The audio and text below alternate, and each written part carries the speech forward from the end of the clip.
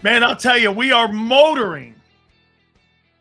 We are motoring towards the start of the NFL season, 3 weeks away.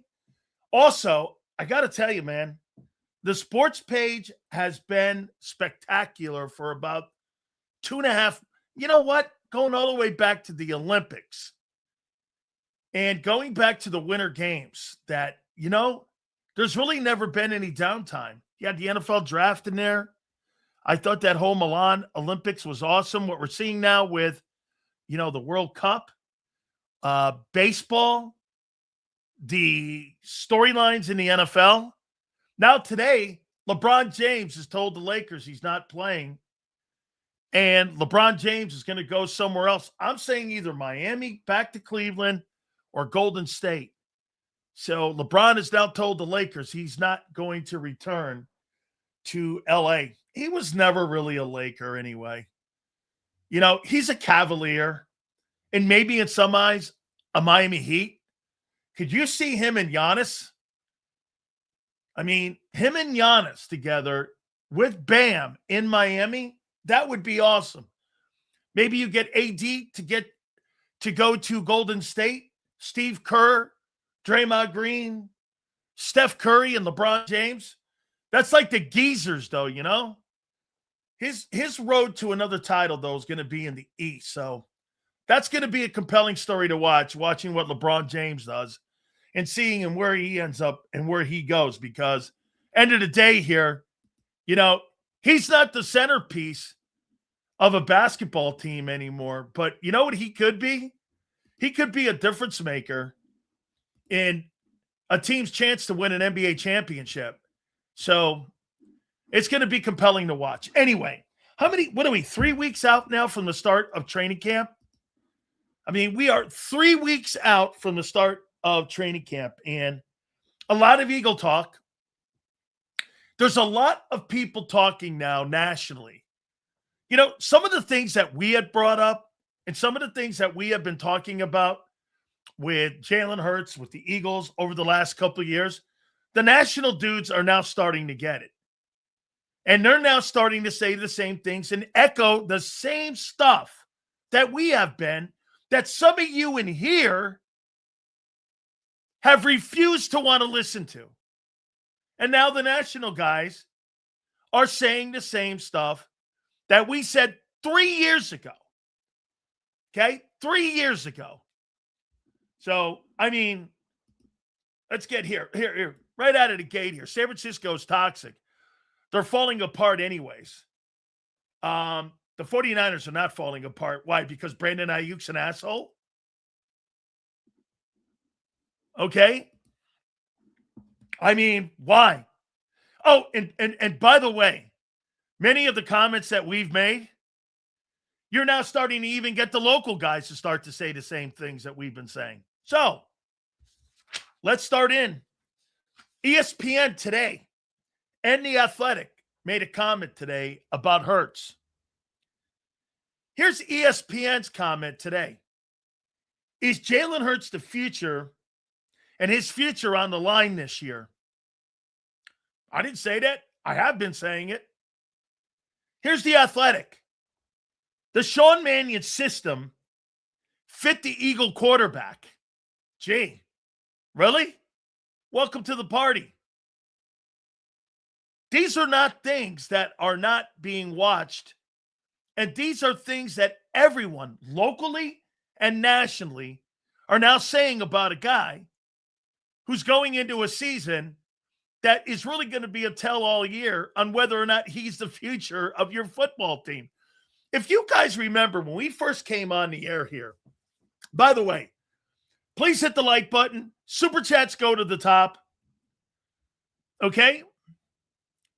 So at the end of the day, we told you this. These dual threat guys don't have high ceilings. This was not going to be something that was going to last 14 years. Dual threat guys don't last long because you know why? They're not great at anything. They're an exceptional athlete. Like Cam Newton was an exceptional athlete. Did he throw the ball like with great accuracy? Not really. Was he a great runner? Yes. Was he a big and physically imposing guy? Yes. Cam Newton, all essence, is like he's before Josh Allen. Josh Allen's a better Cam Newton. Throws the ball better, runs better. It's impossible to hurt that guy. The guy's such a big and imposing figure at 6'5.5" and 255 pounds. That's a big dude. He's going to last a long time. Guys like Michael Vick, guys like Hurts, these guys were not going to last long, dude. Why? Well, Hurts is not a great passer. He's a good runner, and he's really good on the field when it comes to being a type of field general. But once these skill sets start to go away, look at what ESPN's saying. Is Jalen Hurts' future on the line this year? Of course it's on the line. Nowhere are you talking this with any other football team when it comes to elite quarterbacks or who you pursue, who you think are elite quarterbacks. Nobody's talking about the future of Joe Burrow, unless Joe Burrow's talking about whether or not he wants to stay in Cincinnati.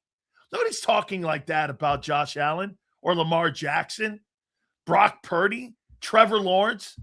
None of these guys. Jared Goff. The only guy whose career's on the line this year is the guy in Philly. And by the way, whether you think it or not, it's not important to me. This is what and how people are covering the football team. You can have your own opinions on it. That's fine. At the end of the day, though, this is how it's being covered. Jeremy Fowler, Tim McManus, Jeff McClain, all of these guys have brought these topics up now. Have brought them up. Okay? Once again, okay? And here, you see, Joe Burrow, regular season hero, playoffs 0. That's not on Joe Burrow. Joe Burrow plays in Cincinnati. But a guy like Steve doesn't understand how a team is built and how a football team is built. I mean, Bruce Arians has come on this program numerous times and said, Joe Burrow's the best quarterback from the pocket in the entire league. Okay? The entire league. But Steve wouldn't know that because he's a fan. That's okay. Sills, can you ask Bruce Arians, who enjoyed coaching the most between Roethlisberger, Manning, Andrew Luck, and Tom Brady? You could ask that question. Okay, bro, I'll give you an answer in 20 years. How many times you had a chance to pass that? Not sure what you're saying. Hurts in both Super Bowls, phenomenal from the pocket, Sills. And that's why his career is being questioned by everybody this year. That comment right there doesn't make sense. If he's so great, why is his job on the line? When Hurts had a defense that was in the bottom 10, what did he do with the team? Nothing.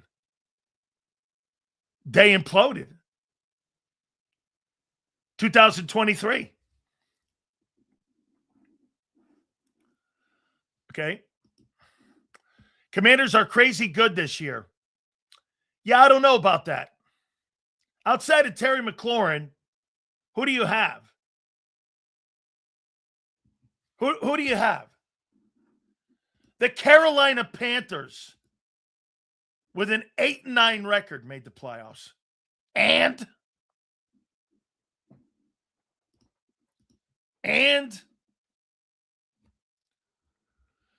Jobs is not on the line, Sills. He's in the middle of a contract. His job is on the line, and he's not in the middle of a contract. They can move off of him after this year. He's in the middle of a contract. He's in the middle of a contract. Dude, that's your opinion. That's not consensus. You're the minority, dude. That thinks. Get this. You see guys like this? Who else? Let's see. guys like this, you're in the minority, dude. Most of you guys that come here every day are the Jalenites that come here. You're in the minority. You're not in the majority. Another successful year for Jalen Hurts, $64 million a year. My God almighty, is that not a $64 million a year quarterback? That's like saying if Sam Darnold wins another Super Bowl or goes to another one, he's a $64 million a year guy. My God almighty. I would never pay another big contract to Jalen Hurts ever in my entire life would I do that. He is not the future of your football team. And that's why the Eagles are building the team the way they're building it, without him in mind. Or it would look like Joe Krause said this morning with John McMullen. It would look more like Hurts. How many people believe that this new offense that they're building resembles Jalen Hurts? Watch this. I know some of you think this offense is exactly what the quarterback has never done. Most offenses are built to the quarterback and their skill. This is completely built in polar opposite of what Jalen Hurts is as a player. This offense is being built without Hurts in mind. Every single thing that he doesn't do well, they're trying to implement in the offense. Screens, okay? Okay? I mean, middle of the field. All of that. Every single one of them. All the things that they're building do not resemble the quarterback. When Jalen Hurts had a team, when their defense was in the bottom 20, he made the playoffs. When Burrow had a defense, he didn't make the playoffs. Oh, make sure you add the 31st ranked O-line. Hurts that year when he made the playoffs had the number 1 ranked offensive line. Joe Burrow had the 31st ranked O-line. Make sure you put that in context. Sills, maybe it's called progression. Eagles can't try to make Hurts better. In his 7th year, you're going to go away from all the things that are on that resume now and go completely away from the things that made him great. Okay. That's quite a gamble, dude. That's quite a gamble. By the way, you are in the minority. You're in the minority. If they were building around Hurts, they'd have brought in Greg Roman. That's a great take. Something like that. It's going to be a fun season. That I completely agree with. As long as the defense is very good, the offense can find its footing. Funny, though, it never found its footing last year. And the defense was good. But by the end of the year, the defense had got worn out, did it not? And that's why, once again, they ran out of gas against San Francisco. Now Hurts can't run a screen. Dude, have they ever had a screen game? He's never had an offense that even tried. Well, why would it? If you're good at something, you build an offense around a guy's skill set. If he's good at, get this. Now Hurts can't run a screen. He never ran one when he was at Alabama. He didn't run one at Oklahoma. And he didn't run one since he's been here for 7 years. Now you think they're good? He's good at it because they've never done it? Dude, you have no idea how you build a game. Let me ask you something, AZ. Are you under the impression that when they build an offense and an offensive coordinator is putting plays in, those are plays he likes no matter what the quarterback thinks of him? and they're going to run those plays no matter what? Do you think that? Because there's a couple problems with your mentality there. Do you really believe that any offensive coordinator, I don't care if he's never called a play or not, in your opinion, do you believe that a guy runs an offense, he has 70 plays, and that quarterback is going to run them come hell or high water? Do you believe that? How am I the minority? And an MVP Stafford has never beat Hurts head to head. That has no bearing on anything. Zero. Those two guys don't play against each other. They have nothing in common with one another, and they do nothing when it comes to head-to-head anything. It's not a head-to-head sport. That's a dumb take, as always. Stafford versus Hurts is the dumbest thing. Okay? Get this. Well, then you're 0-2 versus Herbert, and you can't beat Herbert. You're 500 against Mayfield. Do you really want to go down the list? Shit. Kyler Murray's beating you. Are you really looking at it like that? So Caleb Williams is 1-0 versus Hurts? Who looks at shit like that? Hold on here. AZ, we get it. You don't like. No. That first part, we get it. You know, like, that's nothing. Some feel his limitations are not the crutch you think it is. Hold on for a second. I asked you a fucking question. When an offensive coordinator puts plays in a playbook, do you think they run the 20 plays that the offensive coordinator runs and wants to run? Or do you think he picks plays that fits the quarterback? Yes or no, dude? How do you think they build a game plan? I don't think you understand how they build a game plan, dude. You have no idea, do you? You think that a coach has 15 or 20 or 100 plays, and that player is going to run that come hell or high water, right? Then the quarterback is a failure for not audibling out of bad plays and putting you in good plays. That's on Jalen Hurts too. So Jalen Hurts knows there's a bad play being called. He calls it anyway? Is that what you're saying? Hurts calls the play anyway. So they're not considering Hurts and Barkley is a poor fit. The West Coast offense tight end is usually in line, but Stauer is more a flex. This Frankenstein offense is banking on Vic's D to keep them in the game. And what will happen is if they get 3 and outs, okay, and if they get 3 and outs, that's going to hurt that defense by the end of the year. Hold on for a second. Watch this. Jesus, I'm going to this guy less and less now because of how dumb he is. Didn't you say to throw more picks last season? Didn't you say to throw more picks last season, force the ball to AJ? Do you know about game planning cells? What are you talking about? Didn't you say to throw more picks last season, force the ball to AJ? What?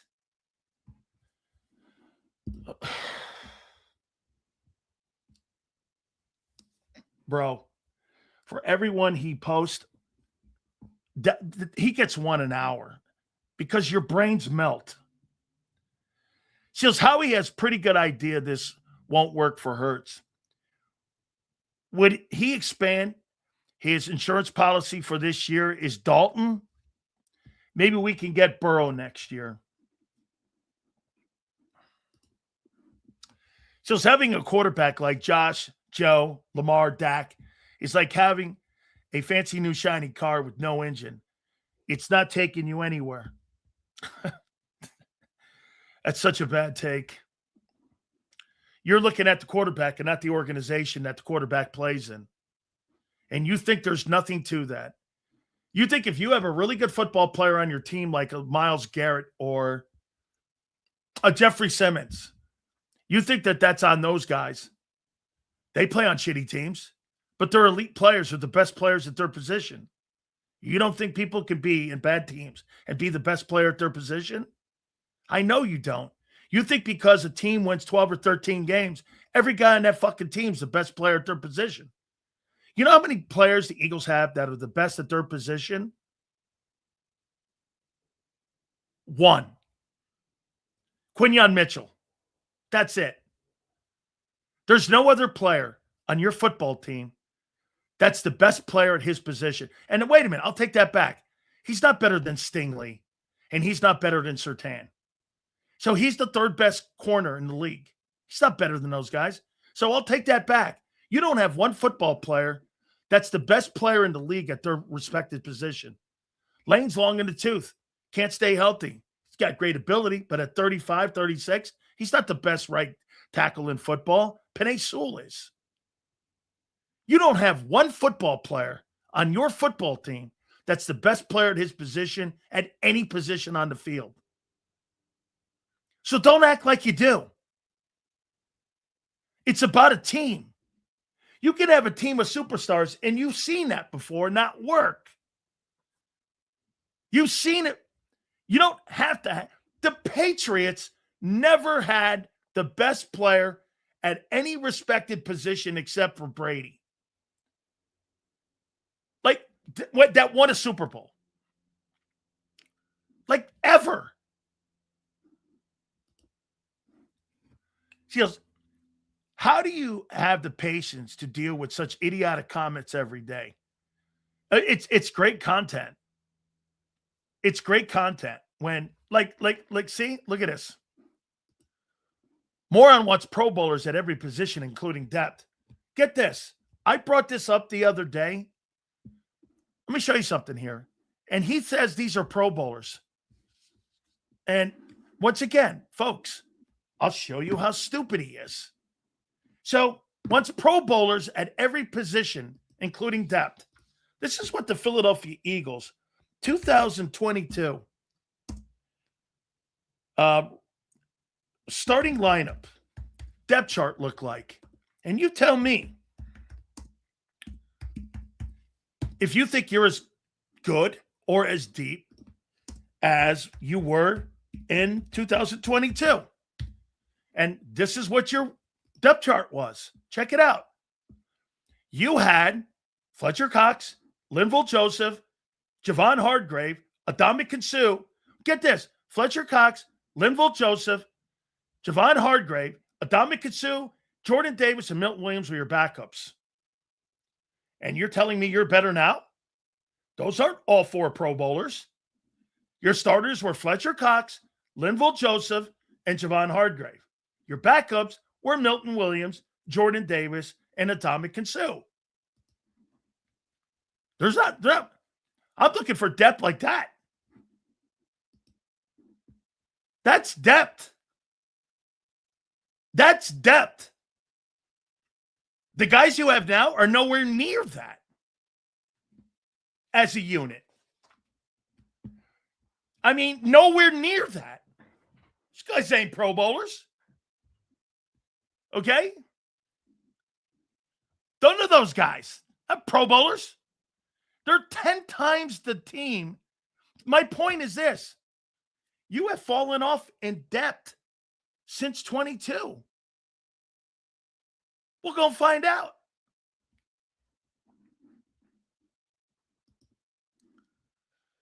Cox, Suh, Joseph were washed clothes. Yeah, really? Linval Joseph started every game. Javon Hargrave had 11 sacks that year. Fletcher Cox had 6.5 sacks. And by the way, are you under the impression you have better players now than you did in 22 as your backups? So here, let's go here. According to you guys, this is wild. I'm not really going to debate this, okay? But this is what you think you have right now. That since 2022 to 23, 24, 25, heading in, that's 5 years ago. But you're better now with this group. Okay? You're better today with this group than what you were back in 22. Here's your depth. Your interior linemen are Ajomo, Davis, and Carter. Your backups are Brian Young, Zion Wilson, and Ty Robinson. That group had starters Fletcher Cox, 6.5 sacks, Linval Joseph, and Javon Hargrave, who had 11.5.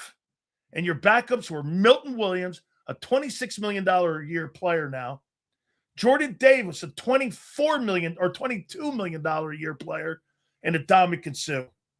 Those were your players, and you're better today. I'm quite sure of it. Okay. Please. That's not for debate. Maybe it's the old man I am. I like to use common sense. This team needs a rebuild season or two. Have to get the young defenders paid. The offense needs an overhaul. I completely agree with you, Dad. That offense is overrated right now. And what the problem is, it's not your defense. The problem is your offense is overrated. I mean, it's overrated. All those guys had bad years last year. By the way, we're going to get into some more topics in here. But it completely needs an overhaul. Seals, I get exactly what you're saying. That's why we were so good in 2022 and 24. We had fresh bodies rotating in, and they were proven. Not only that, if Slay came out, you had Isaiah Rodgers going in, who gave you almost the same exact level of play. Oren Burks was excellent. And there's no doubt that I think this defense, you're just not as deep as you were in the Super Bowl years. Now, that may play itself into something here because, look, I think Trotter is starting to look like a ball player, okay?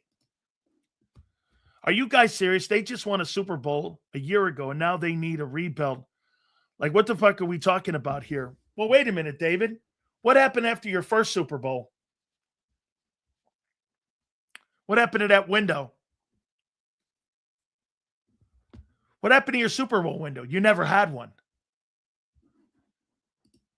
When you won that first Super Bowl, you never had a Super Bowl window.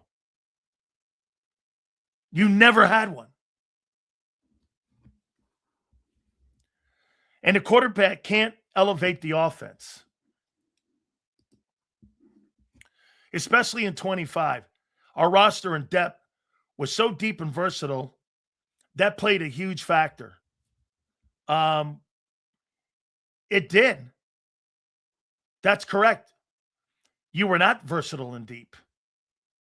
When Lane Johnson went out, Fred couldn't play like he did in 24. When any of the guys like Landon Dickerson, who you couldn't pull out, you had no depth in your O-line. Zero depth.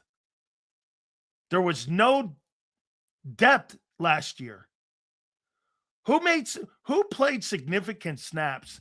Let me see the snap counts of the Eagles in 2025. And I'll tell you exactly if you had depth. Eagles 2025 snaps total for players. We'll find out right now.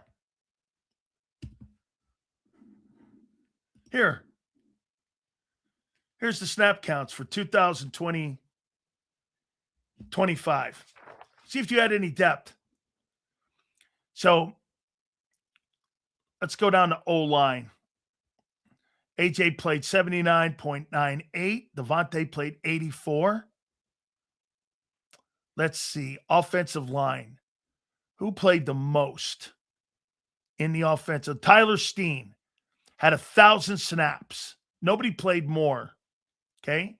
So there's a starter in Tyler Steen. Who else? Malata, 973.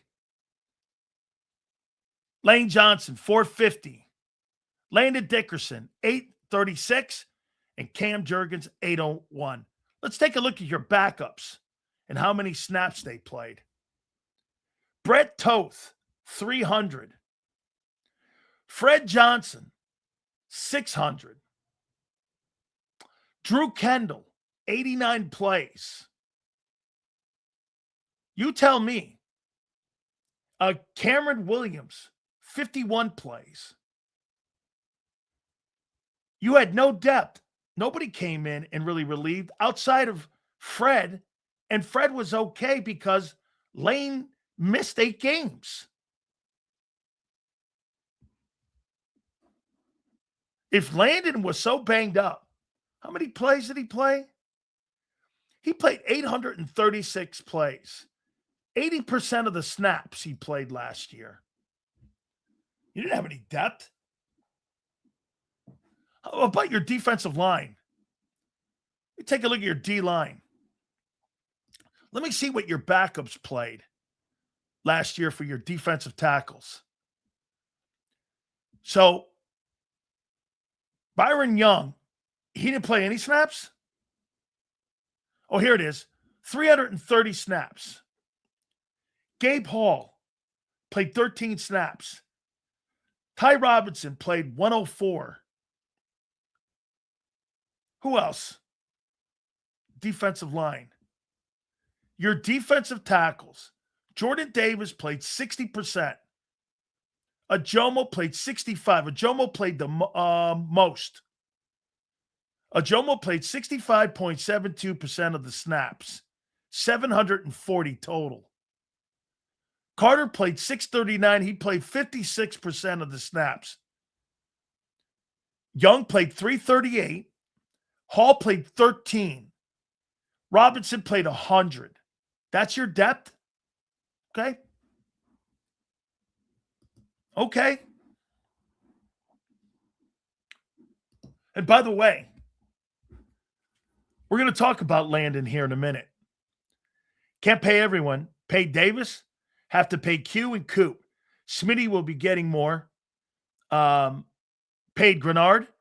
Can't afford the high price running back and quarterback down the road. Have to get younger and deeper. Mannion is going to have to slow roll this offense for Jalen to comprehend. I don't think that's a bad statement.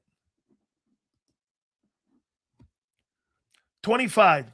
When Slay went down and Rodgers stepped in, a solid play. Same with Dean when he went down and Oren Burke stepped up. Solid play. Really good play, actually. If I'm not mistaken, Oren Burks went through the rest of the playoffs for you when Dean got injured. Why didn't they sign anyone for depth at the defensive tackle position? Is it because they believe some of the new guys are better than we think? Well, I mean, here's your guys. Byron Young, I don't think is a bad player either. I like him. He's a good player. Zion Wilson and Ty Robinson, those are your interior guys. I'm not even talking about edge. Moro Jomo, Jordan Davis, and Jaylen Carter.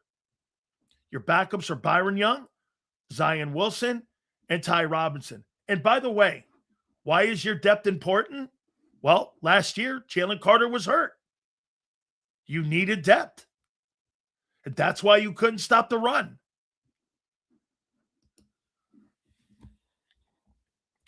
Seals, do you think the quarterback position in the NFL is grossly overpaid position in sports? Yes, I do.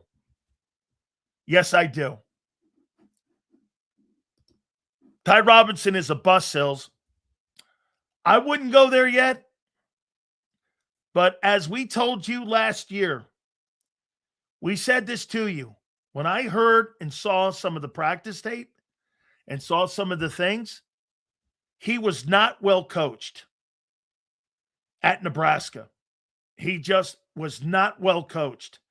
He has a problem engaging. He has a problem of shedding. He really doesn't understand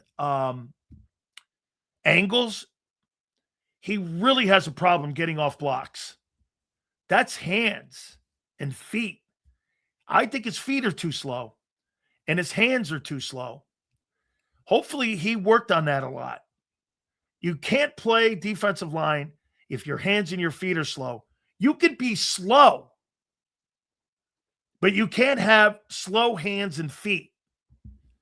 You've got to have great feet and hands for you to be able to play that position. And I'm not seeing that with him yet. Okay? Not the best players in football, but the best units together. Linebackers, DBs, and D-line. I wouldn't say right now your D-line's the best D-line in football. Coming off of what? You can't stop the run. And linebackers, you lost Dean. We'll see what Campbell does. You're giving them the crown? I think your defensive backs, because of Cooper and Q, I don't know what Tariq Woolen's going to do. This guy just got fired in Seattle. I think it looks good, and I think Woolen's going to play well. I'm with you on that. But I haven't seen him play yet in this scheme. He's just giving hall passes out. Who's better? Bro, who's Campbell? And your edge rushers? Nolan Smith is not that good. He's okay. And Jalen Hunt is okay right now. And Davis is a two-down player. He played 70 snaps on third down. What are you talking about? Your defense is nowhere near the Texans. And in my opinion, you're not better than the Chargers or Broncos. The Broncos kicked the shit out of you last year with that defense.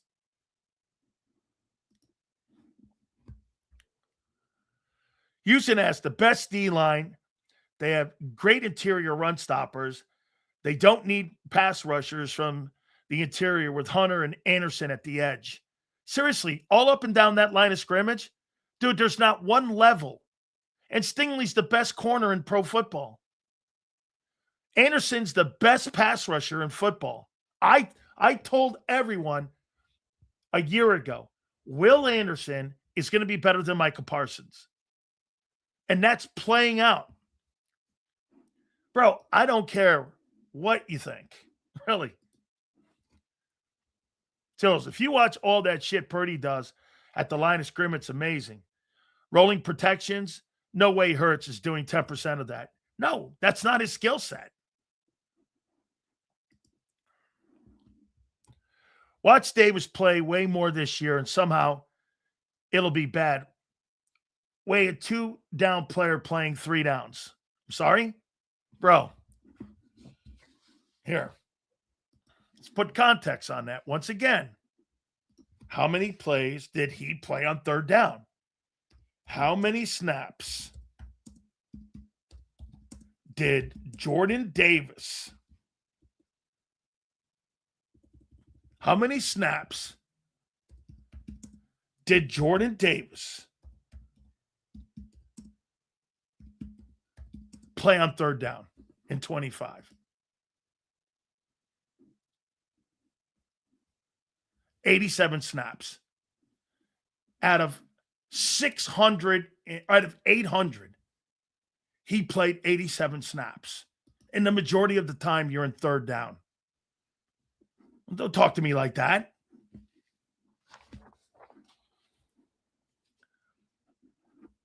I mean,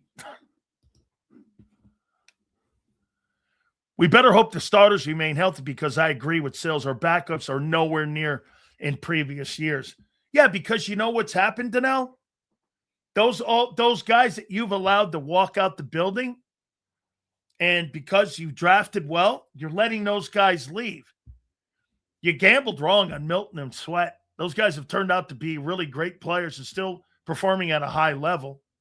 By the way, Jalen Phillips and Jonathan Grenard, they haven't performed the way Sweat and Milton Williams have the last 3 years.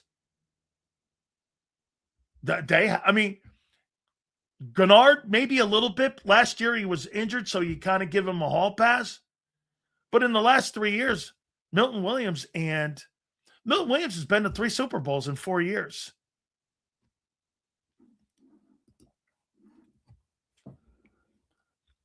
We better, yes.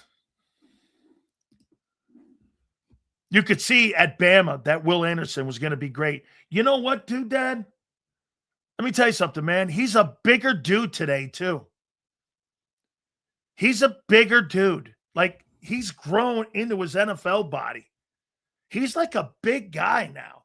I didn't really think he was that big when he was at Alabama. Okay? You change your views on Sweaty. What did I say in the past about Sweat? What did I say? What could I possibly have said? What did I say?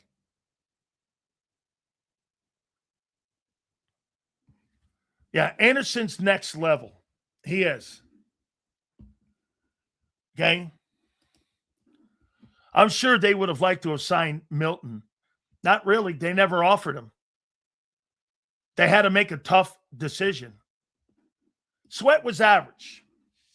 Let's take a look at Josh Sweat and his average career, according to Twiz. Josh Sweat's average career. Let's take a look at that. Who was the MVP on the field in that Super Bowl 2 years ago was Sweat. So here's Sweat the last 1, 2, 3, 4, 5, 6 years. So there's 6 sacks. There's 7.5. There's 11. There's 25 sacks. There's 6.5. There's 32. There's 8. There's 40. And then there's 12 last year. So he's got 52 sacks in 1, 2, 3, 4, 5, 6 years to his mediocre career and his less than average career. Josh Sweat in the last 6 years is 52 sacks. There's your average career. Yeah, 52 sacks in 6 years, according to Twiz. You ain't got a guy in that football team right now that's produced anything close to that in the last 6 years. There's nobody on your team.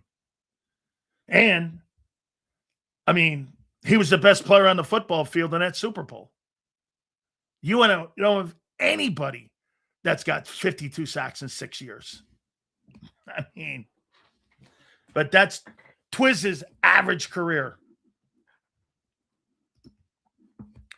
Seals, I agree on the misses on Milton and Sweat, but what makes it bad is Carter has not taken the next step and needed to justify both.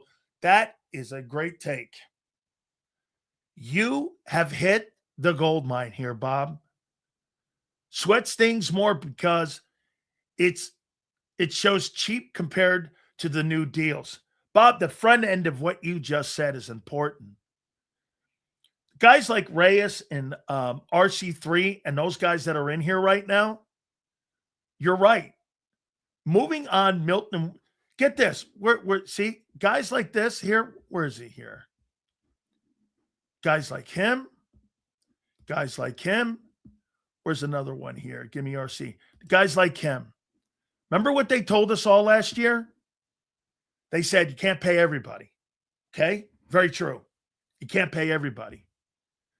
Because if you're going to pay somebody, obviously somebody has to be sacrificed. You sacrificed Milton and you sacrificed Sweat. And basically, in theory, you're going to sacrifice Moro Ojomo as well to sign Carter. And if Carter doesn't live up to it and doesn't come back to all-pro level, those moves look bad now. You can't sign. I'd rather sign everybody and let him go. You see what I'm saying, Bob? At the end of the day, here's what's going to come out. Think about this. At the end of 26, here's the comments about Carter. If Carter doesn't return back to all-pro level, the facts that you moved off of Moro Ojomo or soon-to-be Moro Ojomo, Milton Williams, Josh Sweat, You moving off of those guys to keep Carter, and he doesn't prove that he's an all-pro player again? Guess what, Bob? That move looks bad. You signed the wrong group. You let the group go versus the one. And one thing you got to remember, that the Patriots were built with the group in mind, not the individual in mind. They let the individual go. Okay? They let the individual go to keep the masses. Let's see here. To be fair, Sweat's contract back then was expensive. Sweat now is $30 million for an edge guy. Shields, I don't want to write the kid off, but I still don't understand the lemon pick. I just don't think he fits the quarterback. Also, not a fan of Pac-12 guys. Well, he's a Big Ten guy now because USC's in the Big Ten. He did a lot of his work across the middle of the field when he was at Southern Cal. You know why? Because that's the type of offense that Lincoln Riley likes to run. He likes to run those cross the middle stuff, a lot of crossing routes. He's big in the middle. There's a big dump down game in that offense. I think Lincoln Riley is the most overrated coach in college football, and I think he is an awful hire at USC. He is the worst head football coach Southern Cal has ever had in my life to run that program. I mean, even Larry Smith got to a Rose Bowl. I think Lincoln Riley's terrible. And I think his concepts are terrible. I think he's just terrible. Here, let me give you what he's done as a coach there at Southern Cal. And by the way, there was a conversation at one time that Lincoln Riley was going to be the next head football coach of the Eagles. And I remember going out and telling people, you're going to hire that guy in Philly? He's awful. Look at what he's done. So in the last 3 years, he's 8-5. He's 7-6. And he's 9-4 at Southern Cal. He's 24-15. And in conference play in the last 3 years, he's not, that's 9-9 and 7-2. He's 16-11 in conference play. This guy's so average. I mean, he makes $13 million a year. I don't believe in the guy. I think he's a terrible coach. He's a decent play caller. He's not a great head coach. JD, and he can't pick a defensive guy to save his life. I can't remember the last time a USC defensive player was taken in the NFL draft in the top 20 picks.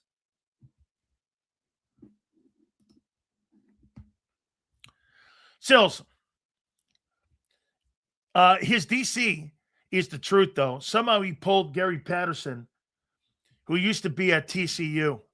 Maybe that will improve some of the players to go play at Southern Cal. They're just not very good. Okay? One-on-one, Carter, Davis, and Gennard cannot be blocked. How we put that together? Last year, you got ran over. You were 22nd in the run game. What happened? Carter was hurt. Okay? So you finished in the bottom 10 in run defense. I mean, what did the Eagles finish in sacks last year? Let me see. What team had the best? Who were the best sack teams?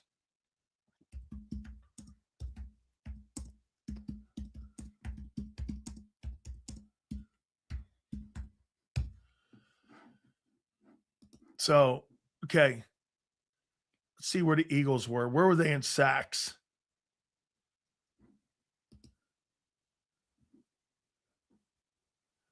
So sacks. There we go. The Eagles finished 13th with 42. That's not terrible. They were with the Titans, the Commanders, the Saints were better, the Chargers were better. Of course, the Texans. Broncos, the Browns, because of what's his name's 25 sacks. Think about that. They had 57 sacks. 53 sacks the Browns did. He had 25 of them or something. That's incredible. The Browns shouldn't even be on this list, but because of what Myles Garrett did a year ago. But 42, that's in the middle of the league. That's not awful. So they were in the middle of the league in sacks and bottom 10 in rushing defense. Their stars are definitely in the back end of their defense. Okay? And I will be right, like 21, 22, and 25. Still, his receiver coach is decent. Been with him since Oklahoma. Developed CeeDee Lamb. Well, they listen. They put some offensive guys in the league. Name me one guy that's come out of Southern Cal that Lincoln Riley has had. Caleb Williams. Okay. Who else? That's an offensive star. Okay. That was an offensive star that they've had come out of USC. Jordan Addison, I think he had him there. I think Riley had Jordan Addison. He transferred from Pitt and went to Southern Cal. I don't think any running backs. I don't think any tight ends. I can't think of really any offensive linemen, as a matter of fact, that come out of Southern Cal anymore. I see some receivers. Hollywood Brown, I think he was there with him, and CD was at Oklahoma.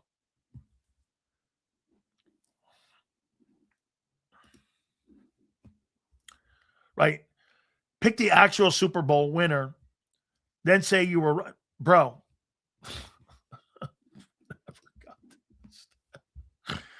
I'm not,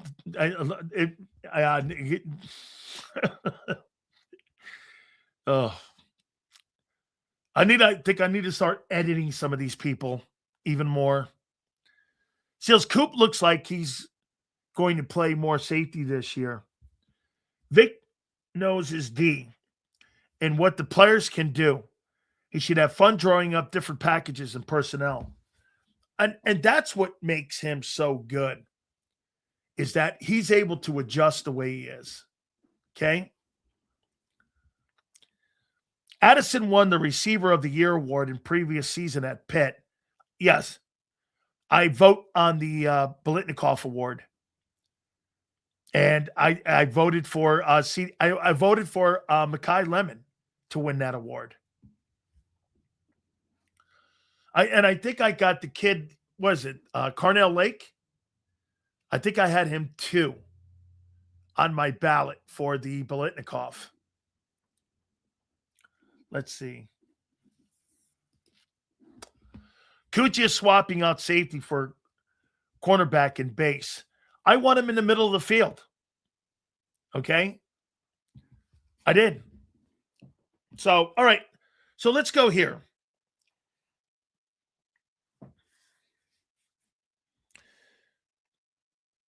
Who will be the breakout Eagles this coming 2026 season? Who will be your breakout guys?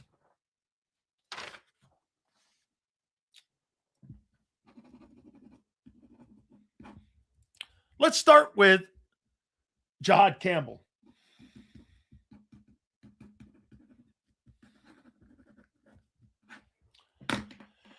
So let me get the status. Let me take a look at the health report here, see if he'll be ready for training camp. He's been injured the entire offseason. So let's see. He was injured going into camp. He was injured during the season last year, and he missed all of training camp. Or excuse me, all of off-season workouts. So let's see if Jiad Campbell is healthy.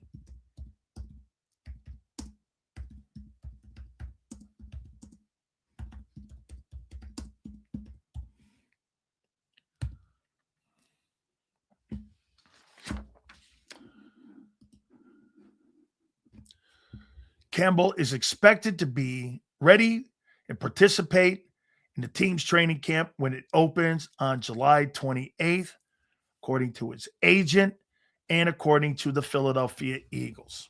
Good. Okay. To be ready for training camp. Missed the entire offseason. So, will he be better than Nakobe Dean this year?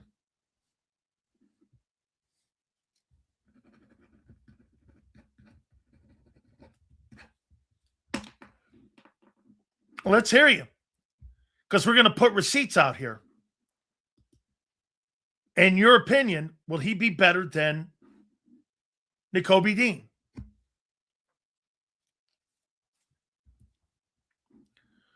Will he be better? Dean had years of experience. No. I think so. This is not a bad take. Maybe by week 7, he'll be better. Yes. Then why did he lose his job? He was benched. He was better than Dean his first 5 games. As soon as Nakobe became healthy, they benched his ass. He was benched. You benched the top 5 linebacker? He didn't get hurt. He got benched.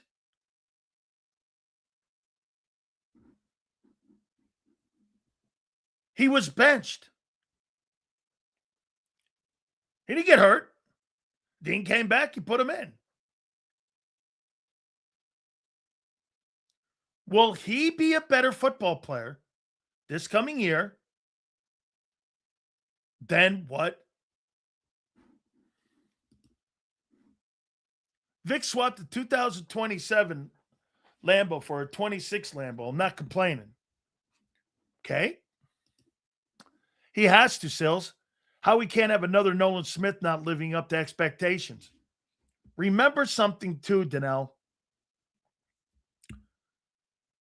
So let me go again with snaps. Okay?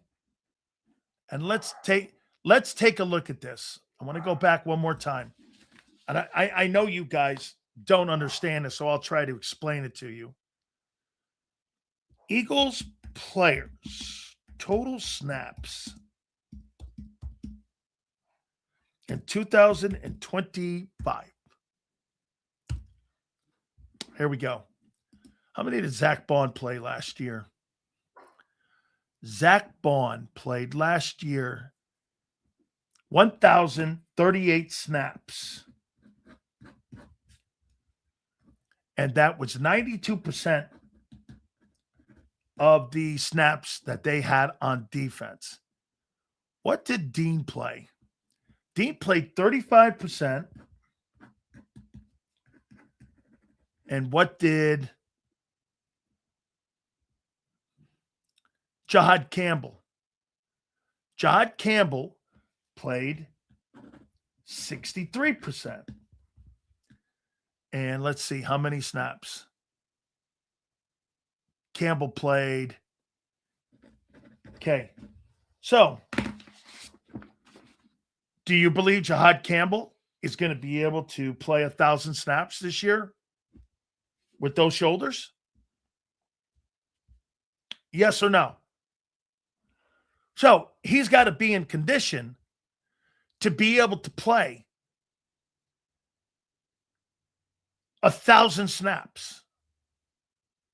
Okay. Remember we said this. Let's see him play 1,000 snaps this year. When every year he's been an Eagle so far, he's been injured.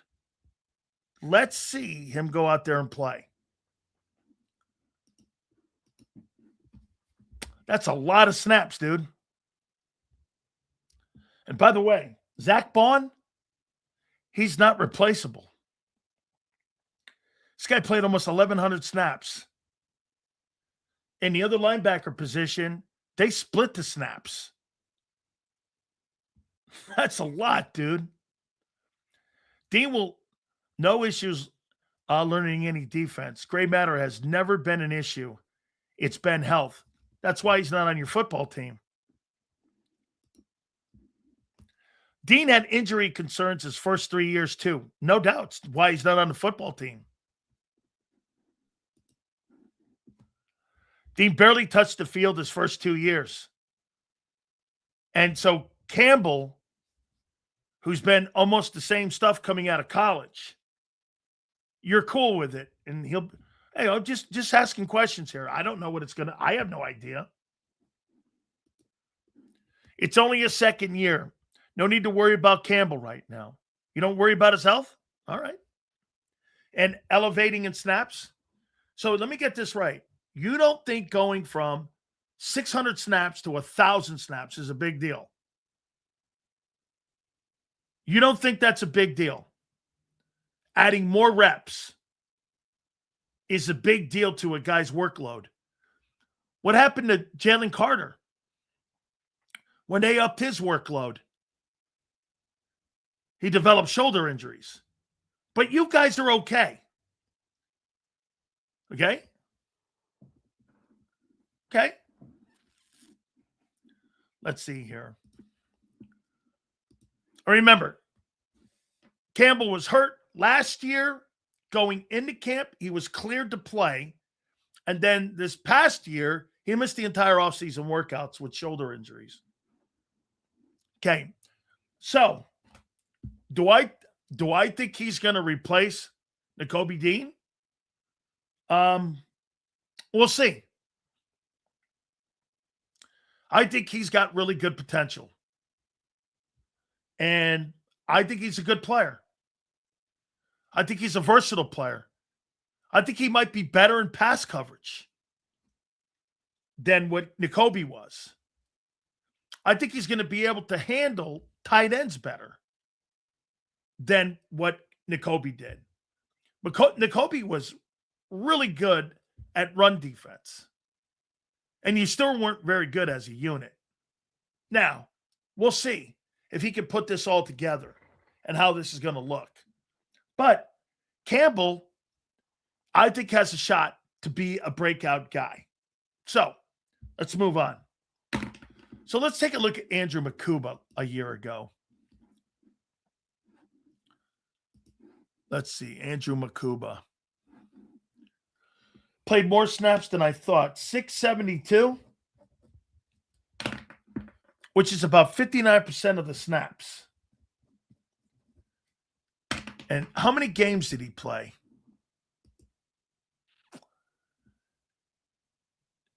He was available for 11 and started 10. So he missed 7 ball games. Or 6 ball games he missed and didn't start 7. 46 tackles, 27 solos. Not bad for a half a year if you translate that out with the other 7 games. You're looking at high volume, like 70s, 75, 78 tackles. That's not bad for a safety. Will he replace Reed Blankenship? What did Reed play last year?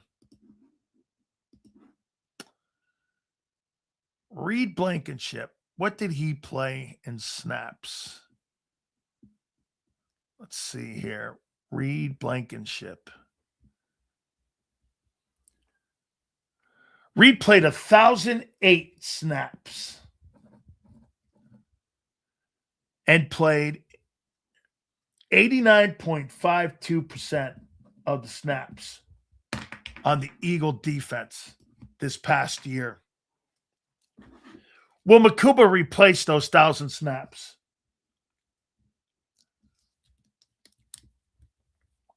Okay. Will he replace, and for the record, Reed Blankenship is a dude. I thought he was okay. I never thought he was special. But he sure played a lot of reps and fixed defense. And I thought he was hit or miss. He was better when Gardner Johnson was back there. Okay? When Gardner Johnson was back there, it was a really good safety duo. When he wasn't, Blankenship was just a dude. So, is Makuba going to be a guy who's going to replace Reed Blankenship, who once again, I said was a dude the entire time we've covered them? Is Makuba going to be an upgrade? And he missed 7 ball games last year.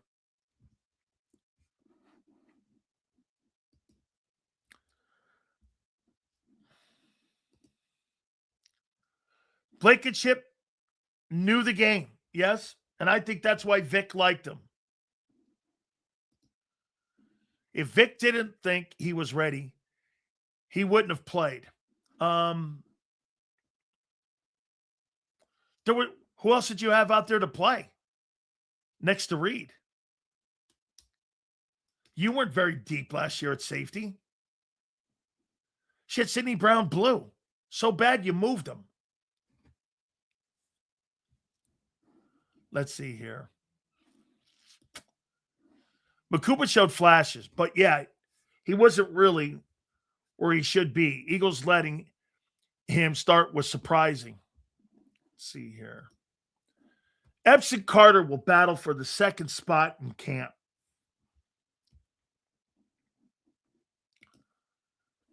They had nobody else. Right.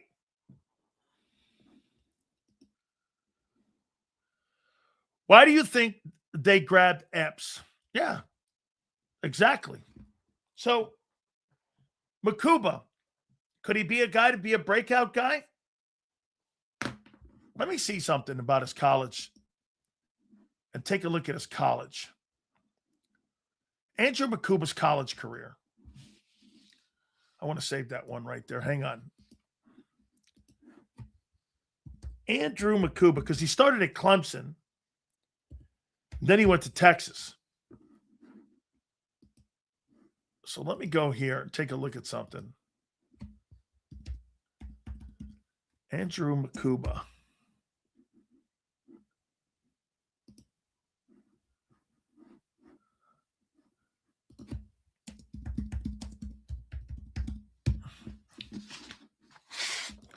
Here's Makuba in college. He started at Clemson, I remember. So, 23 got hurt.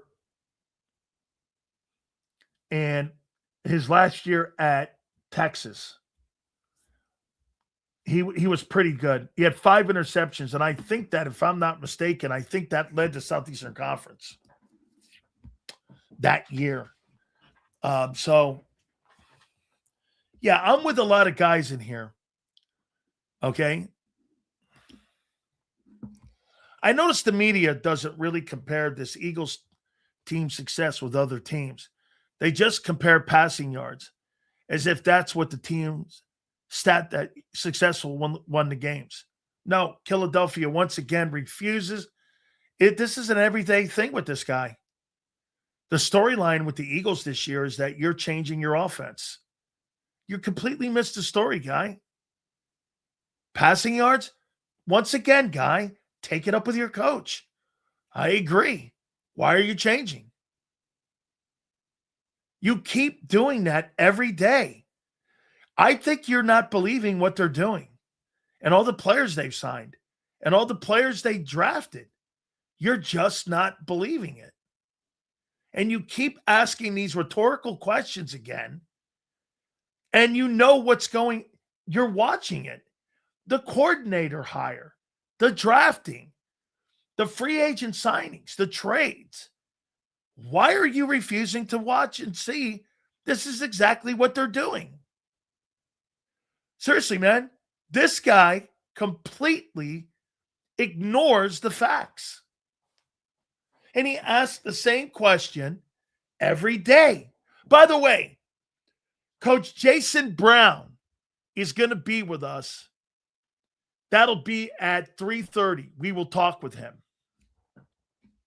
And Coach will join us at 3:30. And we'll get his thoughts. All right. So, here's a guy that I think is going to really play well this coming year. Honey Badger was a Heisman finalist. Not quite the same. He was a 3-time college player. Bakuba was. Yes. We got a little spoiled with Q and Coop coming in hot like every work he's supposed to do that. Dude, what those two dudes did was remarkable. Well, dude, you don't understand. I said the media is doing what they're doing the last 4 years. They're ignoring it. No, they're not ignoring it. Once again, you don't understand. They're following what the team is doing, dude. Man, he just refuses to see it. The media is covering your football team because of the moves they've made. Okay? I mean, Sills, what's the one thing you think Jalen Hurts will prove this year? That he can't run this style of offense.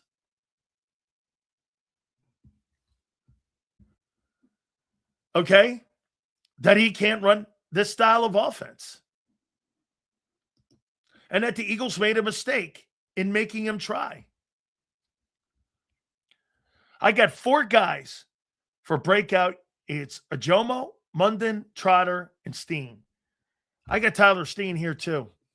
He's my next guy up. I'll tell you what. Tyler Steen right now is a better guard than Landon Dickerson. He's a better guard right now. He's a better player. Will he ever be as good as Landon was? I don't think so. Because Landon was great 2 years ago. I mean, great.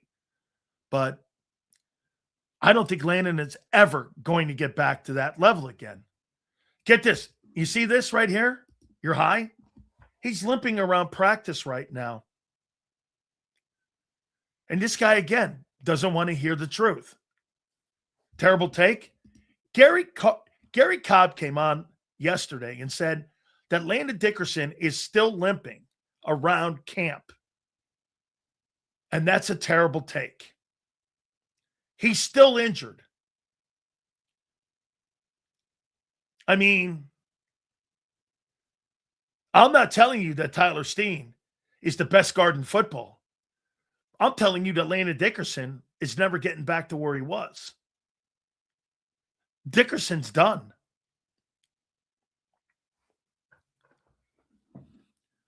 Okay? I mean, he's limping. Did the fans injure him again, like J-Mac said? Dude, Gary Cobb said that he was at practice. And Gary Cobb yesterday on this program goes to almost every single practice and said every time he sees him, he's limping. He said Juergens actually looks really good. Okay? He said he looks really good. Is Steen going to get paid next year? Great question. I don't think so. Okay? That right guard position has been a revolving door. And by the way, once again, guys, I'm not telling you that I think that Tyler Steen's a first-team All-Pro or Pro Bowl guard. I'm just telling you that Landon Dickerson is not who you think he is anymore. 13 knee surgeries. He's going into this year. And Gary Cobb on this program said he was at practice the other day, and he's still limping.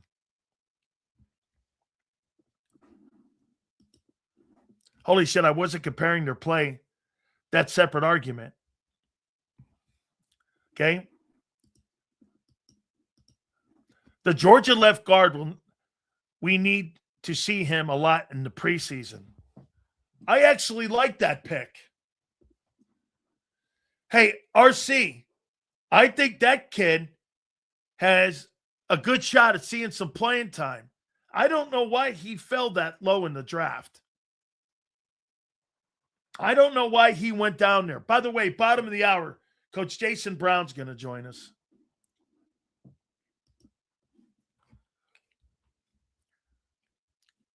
I'll buy into Jurgens after he gets jammed by Davis and pads for a week and isn't wincing. I think that's a really good take, seeing how, okay?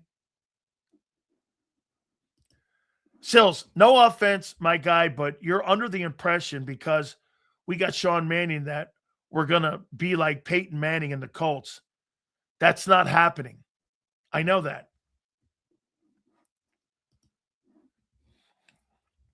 Sills, if he's limping, he needs to retire or he won't be able to walk.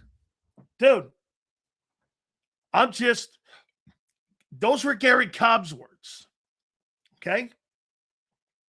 And Gary goes to practice every week and watches the team.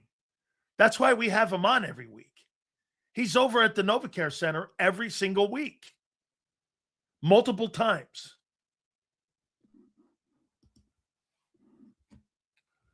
Someone said he was too small to do just want to argue. Let's see here. Philly, how do y'all only have 2 rings? Catch up, we have 5. Cowboys. He's very small and he's been hurt 2 years in college and his first year in the league. It's an issue. You must be talking about Makuba. If Cobb sees Landon limping, he might be done. Those were his words, dude. And I asked them a follow-up, and he said, yeah, he's limping. He just does not look like, he's back yet. He goes, he's got a couple more weeks. Maybe he gets a little healthier. But if you don't have Landon Dickerson in that offensive line, you could, dude, no Landon Dickerson and Brett Toth and Tyler Steen and Cam Jurgens, is that enough to move the sticks?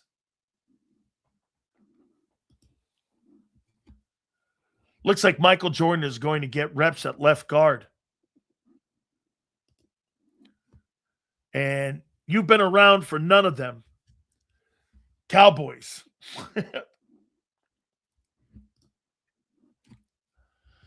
Yeah, Cowboy guys bringing up 30 years ago. I don't know, man. That's an L. Dude, that's an L take. Bringing up Cowboy rings 30 years ago, that's an L take, bro. Come on now. So is there anything the Eagles can do about Landon's contract if he can't go? I think they did it this last year. They redid the contract so he can retire after this year. Boy, I tell you what, if he plays another season after this year, I'll be shocked. I think he's going out with Lane. And by the way, that even puts more stress on Chris Cooper if he can't go.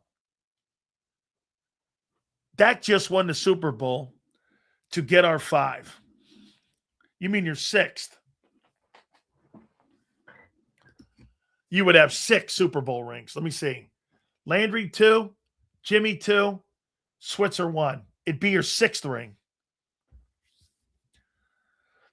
Yeah, getting his ankle blown out by his own teammate makes him injury prone. He gets hurt this year. We could talk about it.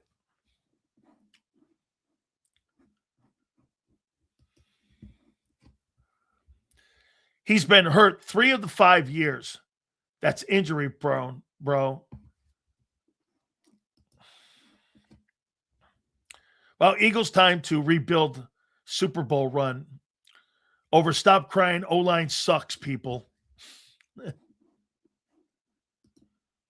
Yeah, I don't get this guy.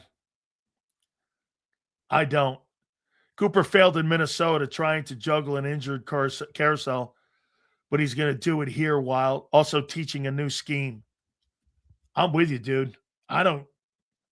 Okay. I think Chris Cooper, man, and Sean Mannion with an injured offensive line and a new scheme, good luck. That 28th pick from the Patriots, 100% Landon's replacement. It's Hurts' replacement. Why not re-sign Becton? He's cheap. Grade the NFC offensive lines. NFC East. Eagles are still the best. I don't think that's an issue. NFC East, Eagles.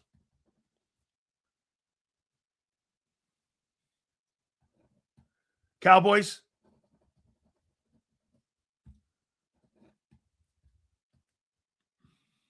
Commanders. Giants. Cowboys are better inside than you. You're better outside. Your two tackles are better. Cowboys, man, I don't know. Cowboys are right there, man. That's a good-looking group. I thought he was better that year in Texas. I thought he had a good sophomore year at Clemson. I didn't think he really had a good junior year because he got injured, and I didn't think he was that hot. Clemson's defense fell apart that year, too. He came back in Texas. I thought he played pretty well at Texas.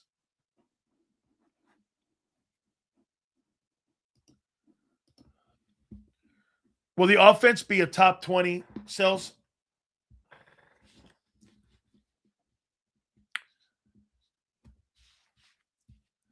I don't see it in passing.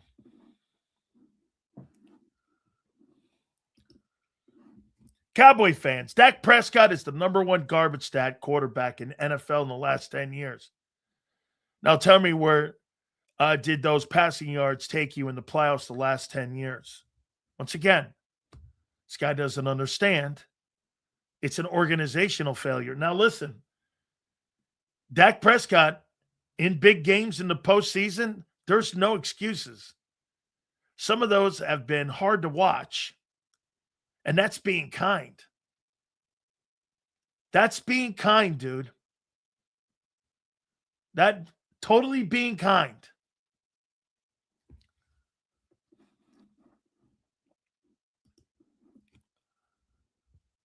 Lane and Milata, I hope, can handle the new screen game that we'll be seeing with this scheme. So you're going to ask a 36-year-old guy to get out and screens. And first and foremost, I want to see Jalen Hurts. Let me see something here. How many screens did Jalen Hurts throw in the last 5 years in the Eagle offense? How many screen passes?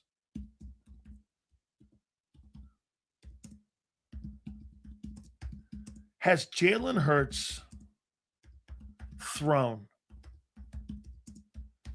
over the last 5 years?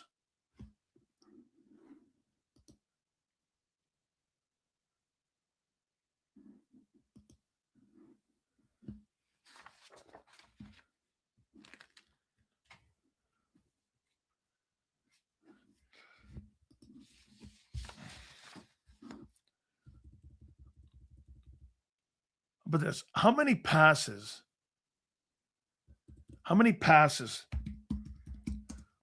Middle of the field is kind of passes. Middle of the field.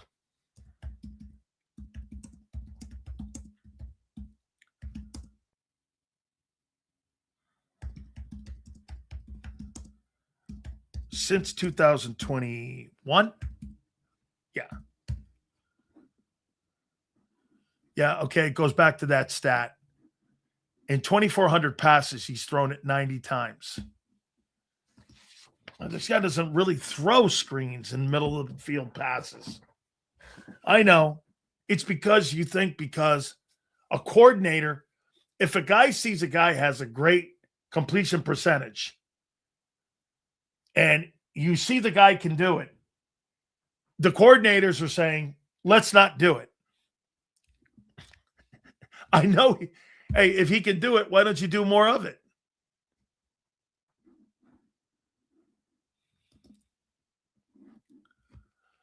That cop playing it wrong, he could have gotten much more than Vikings news out of Rossini. Yeah, by the way, they're just making shit up now on that Diana Rossini story.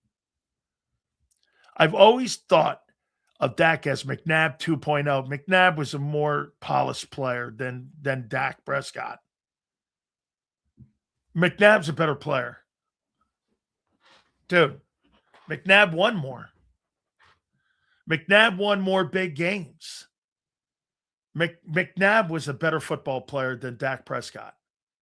McNabb fell apart at the end of his career, though. Like, I don't know, man. He just went off the reservation. And it fell apart for him. He was on a road. I thought he was on a road to go to the Hall of Fame. But McNabb's better than Dak Prescott, dude. And Dak's a good football player. But McNabb's better. More accomplished. One more. Yeah, I mean, postseason record. What's McNabb's record in the postseason even? I mean, and he had lesser talent around him than what even Hurts had. And he still won football games. What's McNabb's postseason record? McNabb's postseason record. Yeah, he's got the same postseason record as Drew Brees. He's 9-7. I mean, McNabb's a better ball player, won more postseason ball games. Okay? And by the way, he's the best skill set quarterback Philadelphia's ever had. The most electric quarterback you've ever had is Randall Cunningham. Sills, is it me or they're trying to build an offense that resembles Andy Reid's? I don't think they have the tight end here. Get this. The problem that you have with what they're doing here, you don't have the tight end to do that with. Not just the quarterback. You don't have the quarterback to run any. And Donovan, dude, Jalen Hurts couldn't run that offense in Kansas City. He couldn't run that. Why? They throw across the middle of the field at high level and high volume. Like, here, I guarantee you, he missed ball games last year too. How many throws across the middle of the field? In just 23 across the field for McNabb in 2025 for Mahomes.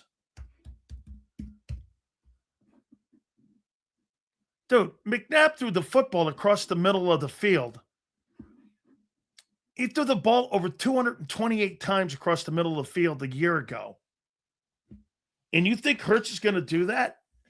And all of a sudden, he's going to become this West Coast-style offense when you don't even have West Coast-style players on that offense? Remember something. You know what West Coast does? It threatens the middle of the seams. It threatens the hashes. Why do you think San Francisco, not just with Rice running that post, but with San Francisco, I've had Bill Walsh tell me, it's the processing of the quarterback's mind when he gets back in his drops. We're going to go to Coach Brown here, and he'll explain it better here in a second. But you know what? One thing that saved Montana and what made Montana such a tremendous player? Joe Montana processed things so well and saw things so well. And what he did was they rolled him right early in his career so he could manage half the field. Once Joe saw the full field, the rest was history.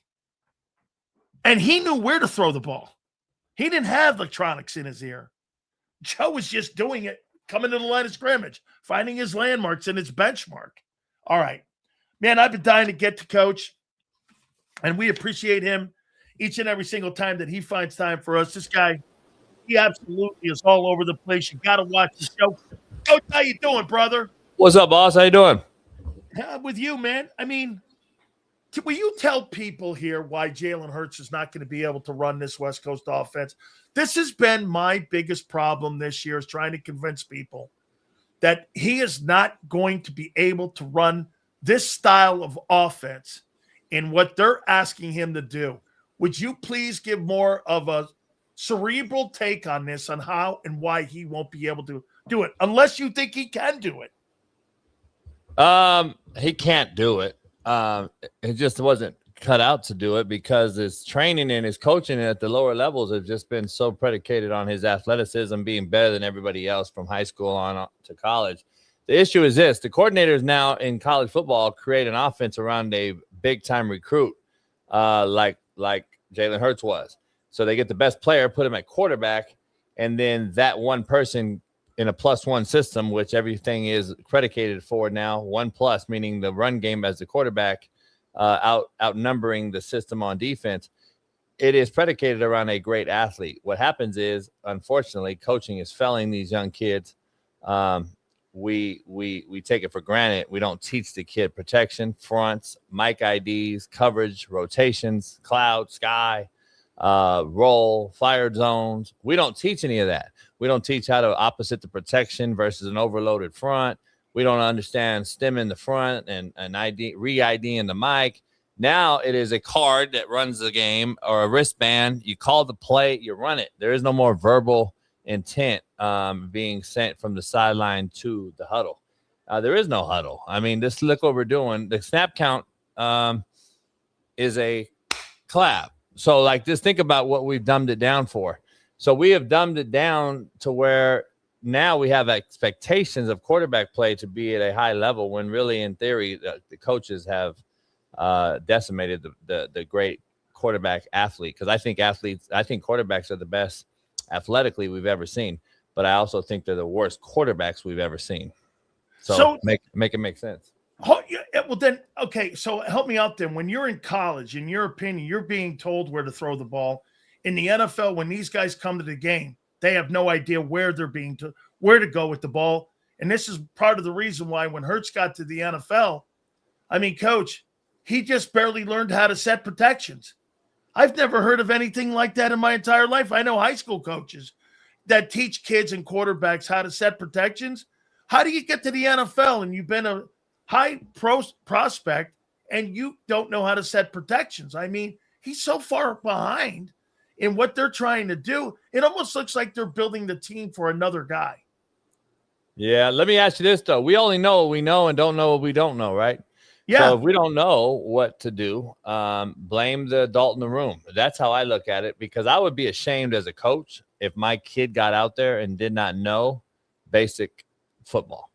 I would be, because you coach it or you allow it. That's our advantage, right? You either coach it or you allow it. We've allowed these athletes to take over and try to ad lib and create with their feet. And I'll give you a perfect example. Quarterback play right now, if you watch it, from Mahomes, a lot of people call the GOAT, which I think is a joke, but you go from Mahomes, who you put at the standard, to, or a Stafford or whoever, to a, let's say, Baker Mayfield, Jalen Hurts. Go watch film of them, like I really do, and for your chat to do, and see the progression. Watch it. I watch all 22. I got DV Sport. I watch the end zone, the wide, all the copies. You'll see a quarterback like Hurts or Baker Mayfield simply do this. Get in their drop. They see one's covered. Instead of going and manipulating the pocket with their feet and their eyes, what they do is they cancel 2 and 3. If they're great athletes, you see Kyler Murray, what does he start to do? Run around. Here's what the guy in the pocket that's under 6'3", because he can't see, does. 1 is dead, 2, 3, don't even worry about it. They don't even want to go through the progress. And what do you see him do? Throw the back swing. Throw the bubble swing. Throw the slam screen that's built in, by the way. Built in because the coordinators know that this guy can't process and we're not going to get to 2 and 3 in the teeth of the coverage. So what do? 80% of balls by quarterbacks modern day, the last 5 years, have been thrown or at or behind the line of scrimmage. Think about that. At or behind the line of scrimmage. We're not watching daggers being thrown and dig cuts off the quarter defender no more in cover 3. And we're ask linebackers who I have on my show. Ask Patrick Queen. Does he hear the ball go by his ear anymore? Like he did with Joe Burrow at LSU in practice. You don't even see anticipatory throws anymore, Dan. There is no such thing. What the common casual and most of your fans do is they bet on DraftKings and FanDuel, and they take Patrick Mahomes, and Patrick Mahomes gets them 40 fucking draft points that day. So guess what the next day is? Patrick Mahomes is the best quarterback of all time. That's what you have. This is what we have. Jalen Hurts will get you 40 draft points because he'll run. He'll get 2 tush pushes, touchdowns. He'll throw a couple to a great group of athletes he has in Philly. He'll get you 40 draft points or draft fantasy points. And guess what? He's the GOAT. But you really don't have anybody that knows football. They just bet. Watch the goddamn game and tell me what throws these guys make on a consistent basis in the teeth of the coverage, anticipatory throws, and sit there and tell me that quarterback play is really good. It's horrific. It is horrific. I break it down. I watch it. Me and Sean Salisbury and guys that actually played it and coached it break it down all the time. It is the biggest and worst coaching A and playing B because we've allowed it to be this way. And Jalen Hurts is a product of his own environment. He got coached by a guy. His father coached him, did a great job, by the way. Fundamentally, he's gotten better sound-wise as far as the ball's been moved up. His platform, meaning his throwing shoulder and arm, is kind of staying up now. He doesn't drop it anymore as he did in year 1 and 2. He's gotten fundamentally better. He just hasn't been able to get over the hump progressively processing this stuff. And in fairness, he's had 6 coordinators. But there's no excuse in this game. You're getting paid a lot of money. This is the NFL. This is a big boy league. This isn't college or high school. There is no excuses. It's results-oriented business, and you got to go get the results, and you got to earn them. You got to turn over rocks. You got to figure it out. And a lot of these guys just have not been given the tutelage by the coaching.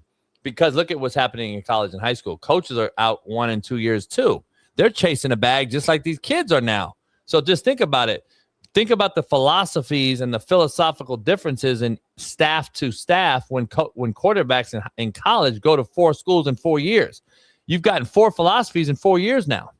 And that's just the truth of the matter. You go from a guy running sprint option to a guy running triple option. Not only does the weight room philosophy change with that head coach, the tackling philosophy changes with that defensive coordinator or head coach, and the offensive line theories are different, and the quarterback theory is different. And you just were set in your ways with Nick Saban, and now you're with Mario Cristobal, and it's a completely different thing. People don't want to understand and dive into it and understand that there's a much deeper part of this thing. But Jalen Hurts is just a guy that's a great winning kid, a good kid to win with. But is he going to get you over the hump? If I heard you talking McNabb, it's night and day. But everyone's going to say, well, McNabb didn't get over the hump. He didn't win it. Blah, blah, blah, blah. It's a totally different ball game. Donovan McNabb could get hit in his day, in the pocket, in the chin. He couldn't run and sneak 4 other yards out of bounds like Patrick Mahomes does because he knows the linebacker's already stopped running because he can't touch you. And the game has been totally different. The wideout could be rerouted then.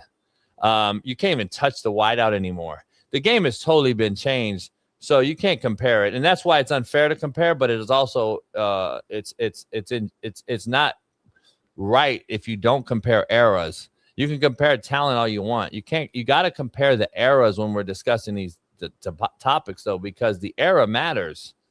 You can get hit back then. Come on now. Troy Aikman ended his career early. Steve Young ended his career early because why? They got hit. They got tattooed. They got concussed. They had to get out. Like, people don't want to realize that. Patrick Mahomes, Tom Brady played a lot longer because the era had changed halfway through his career. He wasn't getting tattooed no more like he was when he was with Drew Bledsoe. So, like, the game has been totally flipped upside down. I mean, goddamn, kickoff.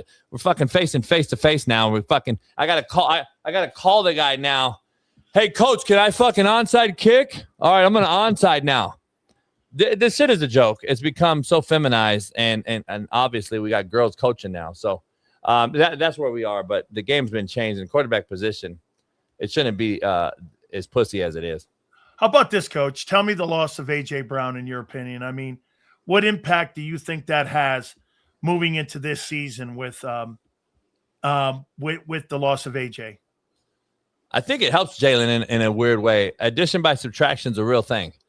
AJ is super talented, uber talented, but at the same time, they're having a beef. It's never going to be settled. You're not going to be able to get over it, and you're going to have this tension in the room.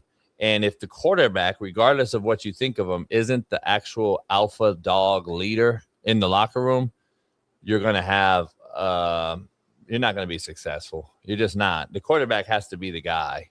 And if AJ's the guy, or there's tension in the room and they don't get along, you got to move one of them, and you're not going to move the guy that won the Super Bowl at quarterback. So that's what happened. I think AJ is better for both parties. You tell me, Coach, who are your top 4 guys, your top 4 quarterbacks that you like in the game today? Obviously, the way you're talking, Stafford has to lead that list. After that, give me 3 more guys that you would say that you enjoy watching the way that they go through the game. I mean, would Purdy be in that conversation? Purdy? No, Purdy's horrific. Purdy's with Jalen Hurts. Stafford's the best quarterback in football. It's not even close. Not even close. And then after that, if you want to build a team today, if I took a quarterback to build a team right now because Stafford's age, Josh Allen would be number 1 because I could still teach him because he has all the skills, the arm strength, talent, and all that, and he can still throw the ball. He's still just really, really iffy as far as consistent accuracy goes, but he has the upside, right? If you get him around the right guy, you say, all right, you're going to get older now. We got to start teaching you the pocket a little more. Stop running over linebackers and shit because you're getting older. If we can teach him, then I build a team around him. Joe Burrow would be in the mix, but he's hurt a lot, so he's an iffy guy because you don't know how much can you invest in the guy. Is he going to be upright long enough? But again, Cincinnati's had one of the worst offensive lines in a long time. So those guys come to mind right away. I've been around CJ and gotten to be around him and coach him a little bit. CJ Stroud out here in SoCal, super uber talented kid, long, big arm, athletic enough to get out of trouble. He's got to get over the hump and back to his rookie year this year so he can get his big contract. With my former player, Tank Dell, coming back this year, I think it helps him tremendously. Not only are they best friends, but it's a mismatch waiting to happen in the slot. You don't depend on Nico Collins on the outside only now. Now you have Tank in the middle. You can move them around and dictate nickel and dime coverages and different things like that. Tank's going to be a big, huge help for CJ this year. Plus the other talent they have around them, and that defense is going to give them a lot of extra opportunities. Trevor Lawrence is uber talented, but can he get over the hump? And Herbert's a guy who hasn't won a playoff game. Those are guys that are super uber talented, but do they have the it factor? Can they get over the hump? Obviously, they don't have the roster the Philadelphia Eagles have had either. And they definitely don't have the defense of the Texans. And now with the Rams adding all this firepower on defense, getting back to what they are, Stafford's going to be dangerous with that wideout core already with Nakua, who's the best wideout in football, and Devonta Adams, who led the league in touchdowns last year. So, like, you got a few guys, in my opinion, that have to have everything go perfect, and then you got guys that can make shit happen regardless of the surroundings, like a Josh Allen. So, those guys are the ones that come to mind for me. Tell me this, Coach. What and how? And of course, Mahomes, Dan. I'm not going to sit here. I'm not a huge fan of him. I think, but I love his grit. I love him. I love the willingness for Mahomes to go out and play regardless of being hurt or injured or hobbled. I love Andy Reid. I think Mahomes is a winner. Of course, he's got the rings. I mean, it's obvious. So he was obviously in the mix. So, but obviously, let's see how he recovers and returns this year. But obviously, his young career so far has been on a Tom Brady-esque path. How about this, Coach? Tell me what and how hard this is going to be for Devonta Smith to go from being the number 2 guy, not having A.J. Brown over on the other side, and how you're going to go into this new Sean Mannion offense where maybe you're going to see more guys being moved around because they really didn't move AJ around a lot. You know, coming out of college, his pre-draft said that, hey, he's not really good out of the slot. So they never really moved him around. Whereas Devonta in college at Alabama was moved around a lot when he was down there with Sarkisian and with Lane Kiffin and them guys. So how hard is that going to be, though? Because here's something to think about. A year ago, he barely, if any, had any double teams. Now he's going to be jammed at the line of scrimmage, and they're going to make Hollywood Brown, and they're going to make Mekhi Lemon, who I like. I don't know if he's going to be a superstar yet. We'll see. What's that transition like? First of all, Devonta Adams is 140 pounds soaking wet, and I want to know how he's going to become number one when he demands the double. See, AJ demanded the double, so Devonta was the guy I just mentioned in Tank Dell in Houston that you can move around and try to dictate coverage because you now have to put a linebacker who's a little more stiff or a safety, a nickel or a dime down on him. So it helps out the offense. It helps out Jalen Hurts understand where the coverage is, where the protections lies, because I know where the pressure is coming from. All that type of shit matters when it comes to having those weapons. That's why Stafford's so good, because you can't double Devonta or Nakua. So what do you get? And then you got three great tight ends in Sean McVay's system. They got a great one in Philly as well. They can do a lot of things, but Devonta now being the one scares me because he's not the 6'4" big-bodied guy. He's a guy that you can press at the line of scrimmage, and if he doesn't get off, you're a dead read. And now Jalen Hurts, who a guy is a winning quarterback, who's a winner, and I like his grit as well. But is he going to be the guy to depend on to come off of a dead read and go to a rookie and Mekhi Lemon, or to find Goddard over the middle, spotting up as a safety valve, or getting the ball to Saquon out in the flat? He has to process those things. Or is he going to just tuck it and run because that's what comes natural? That's the part that you have to evaluate overall. So Devonta cannot be number one, man. And that's why I thought, or I still think, they're going to make some sort of move here. They got to get another wideout, in my opinion. They have to get some sort of body on the outside, meaning a bigger guy, a Keenan Allen who may be floating around. Somebody, a bigger body guy like that, to me, because Devonta cannot be your number one because he's going to demand the double. You're going to have a problem.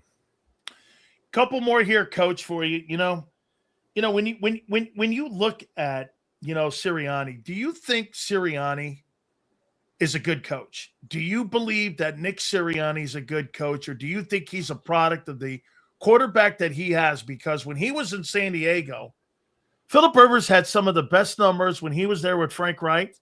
And when they were throwing that football around and they were throwing that football, again, you had a savant at the position in Phillip Rivers, because Phillip could dissect defense as well as anybody. Do you think, again, that he's a good coach? Do you think he's overrated? Do you think do you think he's underrated? I think he's underrated, actually, man. A lot of people gave him a lot of shit for his first press conference introductory meeting when he sounded a little weird and all that. I mean, all these guys, listen to these coaches, man. Look at these guys in Jacksonville and Duval and all these guys, man. I mean, Mike McDaniels, as weird as it gets, right? That's the new era. We're in the Excel spreadsheet era. Skinny jeans and fucking spreadsheets, man. These guys aren't the coaches we grew up with, right? These aren't the Dan Campbells. There's only a few guys floating around like that anymore. Tomlin's gone now. At least McCarthy's back, who's an old school guy. But other than that, there's no Belichick's Parcells floating around here. Here's the thing.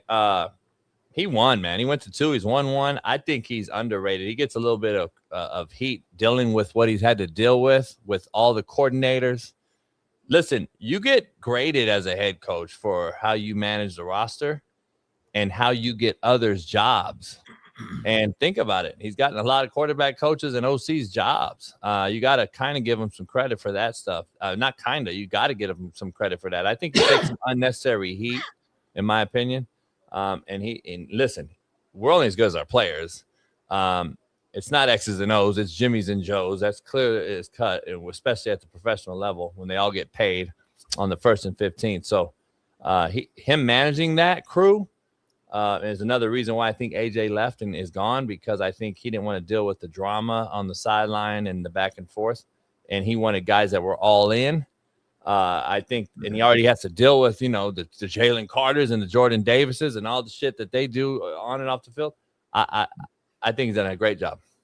Okay, I got two more here for you. Jaylen Carter. This is my take, and you tell me if I'm off base on this. I believe in building the masses more than paying the one. And that was told to me by Belichick when he was down with Jimmy Johnson. If you go back and you look at the history of that franchise, again, I get it. They had Brady, who was the equalizer. Richard Seymour's deal came up, moved him. Stephon Gilmore's deal came up, moved him. They never had the highest paid guy at any respected position, not even the quarterback, coach. What they did was they believed in the masses. This is what the Eagles have done the last couple of years. They've let go of Milton Williams.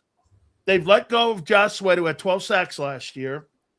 They're probably going to let go of Moro Joma because they can't pay everybody. They just paid Jordan Davis $25 million.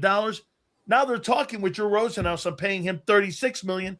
And I don't think that guy's worth $36 million right now. He's not better than the guy in Dallas Williams, and he's not better than the guy in Tennessee. And he's moaning about a contract right now. And Drew wants the number one I know in 40 years. All the Hurricanes he's ever had. He started down there in Miami with our guys. Coach, what would you do with Jaylen Carter, in your opinion? How would you address – because he is going to have a hold-in about 3 weeks. I mean, listen, quarterback's number one. That's the highest paid position, obviously. Left tackle to protect that right-handed quarterback, obviously, is the number two. And then the three technique is number three, right? They're hard to find. And when they're dominant as he is and athletic and talented as he is, you don't give them up too easily. As you saw, Chris Jones in Kansas City has been held on to because of the production that he gets. Simmons in Nashville now in Tennessee got the huge deal that he got. D linemen at that are that great and freakish. Obviously, the Rams trying to get Aaron Donald back probably, right, to go along with Myles Garrett. You can't get those. They don't fall off trees. There's been some great unbelievable ones, but Carter's an unbelievable talent. You team that up with Jordan Davis, you're going to figure it out. You're going to keep it as long as he doesn't do anything stupid. You're going to figure it out and how to make him stay there. Even with the dumb antics that he does, spitting on people, all that shit he's doing, which is still young, immature. Coach, you think three technique's more valuable than edge? Yes. Most definitely. So yeah, the Rams, Eric Weddle's who's on my show all the time, won Super Bowl with the Rams. It's very interesting because he talks about it. Nobody sets a protection to the edge. Nobody sets its protection unless you don't have a D tackle like Aaron Donald, and then you set the protection to Myles Garrett, right? If you have Aaron Donald though as a defensive coordinator, we already know where you're setting your protection every single time. Every single time. I know you're setting the protection to Aaron Donald in the Super Bowl, Joe Burrow. We know you couldn't block him. So you know they had to double team Aaron Donald every time. So they were ripping and looing that shit the whole time. And the defensive coordinator for the Rams knew it. We were bringing two guys off this edge. We were dropping this guy, giving you false looks, fire zoning you, bringing a corner. We were doing so much shit to disrupt the offensive line protection because we knew you had to set the protection to Aaron Donald.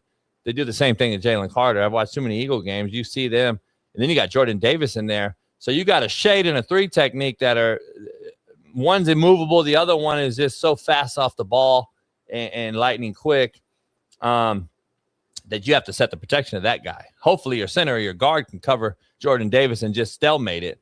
But you have to double team Jaylen Carter because you got to slide to his quick ass. He's going to swim your center every time. He's going to beat your guard. So, you got to slide to him. By knowing that, and I'm setting the protection, you can't lose that guy unless he just becomes, some crazy. He does something Terrion Arnold-ish, and you got to cut him like the Lions had to do. Unfortunately, you don't get rid of a guy like that. It's just not unless he's ready to retire. So, Aaron Donald they weren't getting rid of Aaron Donald in LA by any means, right? So no, absolutely not. Yeah. Coach, last question for you here. College game. In your opinion, the Save College Act is I guess it passed the House. It's now in the Senate. I think NIL is making the game better. And I'll tell you why. Kids are staying in college. You're getting a better product. You're getting a chance to make some money. Whereas only 250 some odd kids, right, Coach, get drafted every year. I mean, these kids get an opportunity for them to make some money that are never going to play at the next level. So you're getting, and guys are staying. I think you're going to see guys that are going to be older when you get into the draft over the next 4 or 5 years because kids are going to stay. And does that not make the draft better too if kids are staying in college? I mean, do you think college football is in a good place or a bad place right now? I think it's a bad place. I'm against you on that one. I don't mind the NIL. I'm kind of agree with that. It's the transfer portal. Now that you're going back to one window, we'll see. But the NIL was not intended to be this. It was intended to be name, image, and likeness based on, okay, can you sell Dan Sileo jerseys in the student store? Can I get a Cadillac deal? Can I get a T-Mobile deal? Individually, that's NIL, right? That's making your individual money. It wasn't pay to play and transfer 5 times and stay in college 8 years. Because NFL rule, as you know, is what? You have to be out of high school 3 years because it's a collision sport. It's not a contact sport. Contact sport's basketball. Football is a collision sport. So is NASCAR. Those are the only 2 collision sports that exist on planet Earth. You keep those guys longer in amateurism and keep them in amateur sports so they can develop not only mentally but physically, right? Well, you're in college now 6 years. Like, what's the difference? What is the difference? And I know your chat's not hanging on to what I'm saying. What's the difference between a 26-year-old college player playing a 17 and 18-year-old college player than a 26-year-old NFL guy playing a 21-year-old NFL guy? A ton. We've totally, it's a joke. It's absolute mockery. So we got 26-year-olds playing 17-year-olds in college football. There's this huge difference. It's ridiculous. Indiana won for a simple reason. He brought 33 guys from James Madison, and guess what? They didn't miss a beat. So finally, in year 1, winning 10 games, year 2, getting a QB and a trigger man to actually get it over the hump with the same roster for not only 1 year, but 2, but 3, because he brought James Madison kids. That team was built together. They were together 3 years. They just added a trigger man. And they got over and won it all at Indiana. That is the recipe now that everyone's chasing. And Dabo Swinney and those guys that were refusing to do so, now he's kind of he's keeping up with the Joneses and trying to get into the portal. And he's starting to spend money now? Yeah. Remember, he wouldn't even do it. He wouldn't even get in the portal. Right. And so, like, you got to keep up with the Joneses now, unfortunately, the Texas Techs and doing all the shit they're doing. Look at the stuff they're doing. This is the stuff that you and I would never have in a million years. What are we teaching these kids, man? We wouldn't have been the head coach of a kid that gambled and tried to really actually think he was still going to play on our roster. They fought for that kid to play for him, Dan. They wanted this dude to play, and this guy had bet thousands of times. 9,000 times. I mean, back in the day, he was gone. So, like, now we're fighting for those same guys because these coaches now know, and it's unfortunate, this is how it is, they're being fired too. And that's what no one wants to talk about. So you got to look at it both ways. They're getting fired now if they don't win. So guess what? They said, well, fuck it. If I don't get to an NFL job, which they are doing, first thing smoking, they're out of there. Michigan basketball coach didn't leave just for shits and giggles, guys. He left because it's a joke. His roster in Michigan was older than the San Antonio Spurs roster this year. Let that sink in. Let that sink in. You think Sorsby ever plays again? Nah, I think they're using him as the example. I think he's going to be the example. UFL might take him because they got a rogue, billionaire owner. The CFL's done. NFL kind of big brother. Look, they said, nah, we're done. I think they're using him as the example here. Unfortunately, as crazy as it is, and listen, I'm not with the betting thing and all that because you never can trust a kid that bets on games. You don't know who he's betting with, on or against. So it's kind of hard to coach that guy. But at the same time, is a sin a sin? I mean, we're cool with, 8 baby mamas hitting our girls and wives and choking out our girls and females and shit.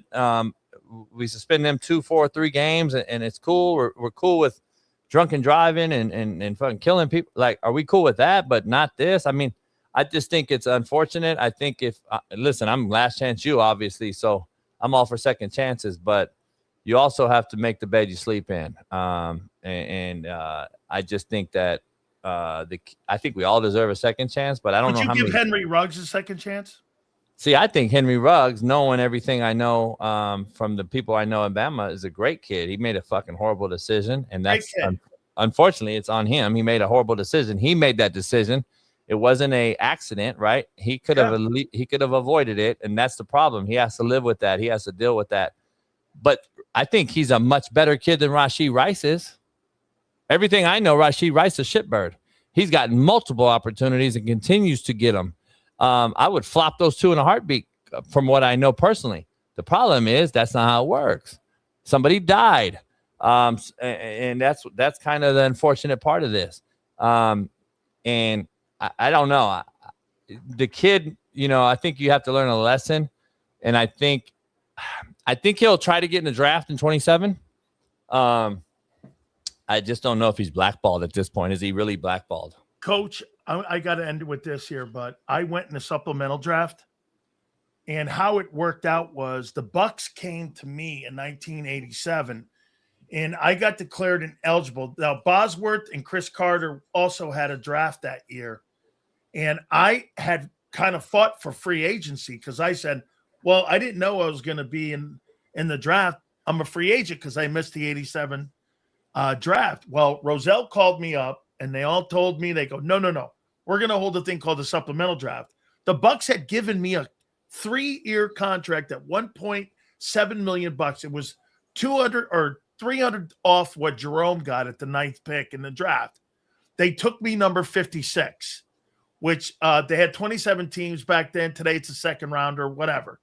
And I was like, I don't want to go in a supplemental draft. I'm a free agent. I wanted to pick my team. Roselle's like, you're not starting free agency, son. Who the hell do you think you are? Now, Reggie followed me up, but I sued the league. And, Coach, I'll tell you the number one thing I was saying the last couple of weeks. If Sorsby sues the league, he will be blackballed forever. I sued the league, and believe me, it was the biggest mistake I ever made in my life. And plus, it's gambling. Coach, I got to tell you, I think it's going to be a tough putt for him to play somewhere. I really do. And I'm with you. I think every kid deserves an opportunity. I think this kid, Teron Arnold, if he gets away and out of this thing, I saw Saban wrote a letter for him and gave him, you see that letter Saban wrote? Yep. He wrote that letter. So I don't know. I mean, maybe he's going to get a chance. But, man, I don't know. Unfortunately, that letter, it won't be used in court is a problem. It's a great character letter because that's how the kid was under Saban. Yeah. And that's why Saban wrote it. I've written hundreds of those for my kids. I've had kids like him that played for me, never fucked up in the dorm, was always on time. I mean, unbelievable kid his years with me, but then goes and home invades and is in jail for life now after me. There's guys I've cut because they were such shitbirds, and I knew right away. There's a thing called the fake ass good boy out there that you and I know about. They'll smile in your face, shake your hand, yes sir, yes sir, yes sir, and then they're in the dorm and they're robbing McDonald's every day. Those are fake ass good boys all over the place. But for me, he was great, so I wrote him a letter. Right, that's what Nick did, in my opinion, and I think he wrote that letter because Terrion was that way with me. I don't know. I mean, the Detroit, just in April, he had an incident, and Detroit backed him up. Yep. So, I mean, now I think Detroit cut him because and I know security in the NFL are former CIA and FBI and cops, and they know people. I don't think they cut Terrion Arnold after getting let out on bond if they didn't know something. That's right. So either something's already out there known, or Campbell said, listen, we struggled last year. We're not doing it again. We're going to set the tone right now. If you have multiple incidences that we have to deal with off the field, you're gone. It could be a multitude of things that we don't know, but obviously they've had enough of him, or they wouldn't have cut him after a bond hearing and he was released, right? Do you think if he had lived up to his expectations of being a number one or to being one of the top first-round draft choices, and he had lived up to it, do you think they would have cut him? Because he really hasn't lived up to it, has he? How about this? He hasn't been Quinyon Mitchell. No. Not yet, no. And if he was Quinyon Mitchell, would they have cut him, Detroit? Probably not. unless they're having a no tolerance situation and they're doing something that, like, again, they know that he can't beat, because I think it's they cut him in time to not have to pay him anything that he was like all the bonus money and everything else that he was going to get. They cut him so they don't have to pay him anything. And conduct detrimental, you can void the contract. Yep. So, like, I think there's going to be that is telling to the rest of the league, in my opinion, that they cut him. No because doubt. now who's willing to touch him, right? And now you got to wait. There's too many guys out here that get to go through the process and stay playing on the team and stay in the league. They said, nah, this guy's out of here. So it's pretty telling that they cut him loose. They know something that a lot of us probably don't know. Coach, you've been great, and I appreciate your time. I know you're busy, man. You got a lot of people wanting you to go on their show. You always find time for me. Thank you so much. Tell the folks where they can find you, my good friend. Man, Coach AB Show with Big Smitty every morning right there, 6 to 9 a.m. Pacific. And then you can find me everywhere else, social media, talking shit to your chat, wherever. I love your chat. JB's racist. Ask about 300 black kids I've sent to college, 28 to the NFL, you dumb fucks. Why don't you go to Compton? I can pull up to Compton and say I'm racist, you dumb fuck. But anyway, I know, man. I know. And you know what? Internet warriors sitting in their drawers and no lives every single day. So I don't think they know my daughter's black either, dumb fuck. But anyway, much love to you, brother. I love you, man. Thank you, Coach. I appreciate you doing this. You got it, man. That is Coach, man. We appreciate him very much.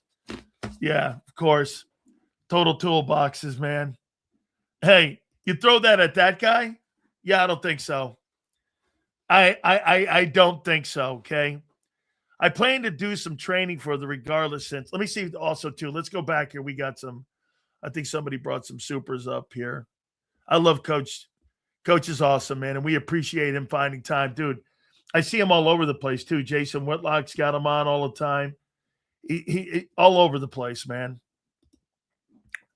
So I woke in the morning questioning how I forgot who won this year's Super Bowl. Couldn't believe the Seahawks won the Super Bowl. I thought the Eagles were still champions by default. Media. Yeah, no. Let's see here. Yeah, Coach was great, as always, man. I love what he said, too, about Devonta. JB, one of the best guests we have. Absolutely. Let's see here. Let's see. They love crying racism, JB. Nothing we can do. I know. You know what, too? What I love about some of the people that come in onto our show, we let these losers come in here, and they don't really get it, how bad they look and how awful they look. Oh, you've got 14 guys watching. Well, you're one of the people in here for 4 hours. Oh, your guests suck. Yeah, I know we've had some of the biggest names in the history of whatever that have come on my program. I mean, Ice Cube comes in here. Oh, he's a racist guy. He's not a racist guy. That's just you guys sitting in your underwear in your basement. Says I see your Fort Vert stuff. Let's see. Ad Reyes, you know, man. People trying to stand on anthills. Reyes, people trying to stand on anthills. See this? Sills is a racist. That's a merit badge you keep saying. Because if you really think, what the hell? That's a merit badge.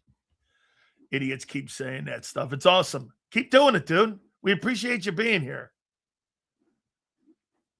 Totally do. I don't care about that shit anymore. Thank you to Zap That Moron. Sills is not Fort Verts Hurts. What's Fort Verts Hurts? Oh, yeah. So there's somebody on my X account that is, and you know what they're doing now?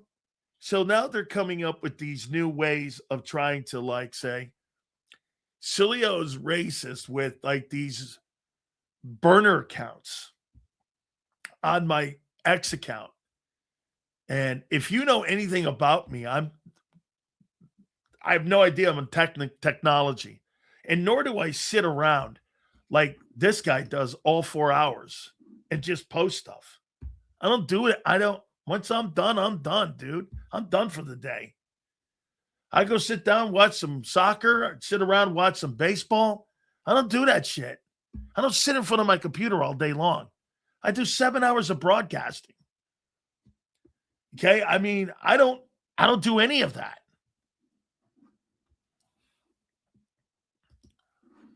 I'm black. I didn't get that. Come on, y'all. I'm in Detroit dealing with Jews, Muslims. Both are my friends. Of course, Riz. It's all good. Guy says, get this. Coach may have said something, but see a dude like this, they'll put that out there, and you know what they'll do? They'll put that out there and like try to label you that if you say something that's kind of off the cuff or off colored, and what they'll do is they'll label you that, not knowing you or anybody who knows you or anybody that's ever met you or you've never met them. They'll come up and they'll try to label you that. And it's what they do. It's these cancer culture wackos that go down that lane and pretend to be that guy. Oh, he's this. You don't know that. I mean, that's like the people that go, yeah, well, that guy's a bad dude. How do you know that? You don't know that. Okay? I mean, how do you know that? Okay? I will say if Hurts was white, a lot of the so-called Jalenites wouldn't exist. Oh my God, for sure. Are you suggesting that this is not down racial lines too? The conversation about Jalen Hurts? Oh, absolutely. Absolutely it is. The Caitlin Clark underdog. See, he disagrees. The Caitlin Clark conversation is black and white. Absolutely. The Caitlin Clark conversation is black and white. The Larry Bird Magic Johnson conversation was black and white. There's no doubt. I'm not saying all of it, Yale. I'm saying there's a dynamic to it. Don't kid yourself. Okay? Now, I'm with Riz. Okay? I'm with Riz. Hey, and by the way, you know what's crazy? That's one of the topics that people get afraid to talk about. How much of this is race-driven in Philadelphia and people criticizing Jalen Hurts? You criticize Jalen Hurts, you're called a racist. You can't just say the guy didn't complete a pass against the Bucs, and before you know it, you know what happens? They start calling you a racist because you think the guy didn't play well. That doesn't work in sports, dude. That works in politics. That doesn't work in sports. You know, you go over to my X account, you got people over there posting going, Sileo's just a racist here because he doesn't like black quarterbacks. Well, I don't know what that has to do with anything, talking about a quarterback who can't complete a pass in the second half of an NFL football game. That's got nothing to do with it. Hey, right? By the way, that's not the entire conversation. You see, like Reyes here, if Josh Allen was black, people would never say a bad word about him. Well, let me put it to you this way. No. What they do with Josh Allen is they try to quantify Jalen Hurts' inability to have the ability of Josh Allen with the fact that they use team accomplishments. If you don't use team accomplishments with Jalen Hurts, you have nothing to compare him with Josh Allen. Nothing. He's not as talented. He doesn't throw the ball better. He doesn't run better. He doesn't do anything better than Josh Allen. Nothing better. And when you put team accomplishments in a team sport, it's the only thing you have. Like here, Sam Darnold is a more accomplished quarterback now than Josh Allen. That doesn't make him better. He's not a better football player. He's not a better football player than Joe Burrow. They're remotely removed from any of that conversation. He's not a better football player. Okay? I'm a Cowboy fan telling you I would trade Dak and Romo passing stats for Hurts 2 Super Bowls in less time. Okay? Hey, dude, once again, you're talking about a team accomplishment. Okay? And if Josh Allen never – listen, I don't have to debate this, really. It's not a debate. Josh Allen is one of the 1 or 2 or 3 best quarterbacks in pro football, and that's consensus. The only place you get a little bit unraveled is in Philly because they think that guy is a better or as good a player as him. It's remotely not even close. It's not even close. Like I said, here, it's just not close. Allen is one of the greatest athletes next to John Elway that's ever played. Like ever. And by the way, Yale, nobody's talking about being a must year in Philadelphia for Hurts to keep his job in Detroit in Buffalo. If I say that Randall Cunningham is better than Hurts, M. Reyes, is that racist? Randall Cunningham is a better player than Hurts. Randall Cunningham was before his time.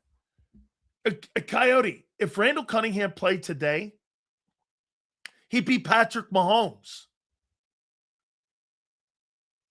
He'd be Patrick Mahomes. That's how good that guy was. He had the worst offensive line in pro football history. He had some pretty good offensive players. He had Keith Byers and all them guys. Okay? Allen is just a white Donovan McNabb. Josh Allen's going to the Pro Football Hall of Fame, dude. And it's not a debate. It's not a debate. Yo, why, with any fans try to make that shit an issue, I'm done. Dude, honest to God, well, James, you don't think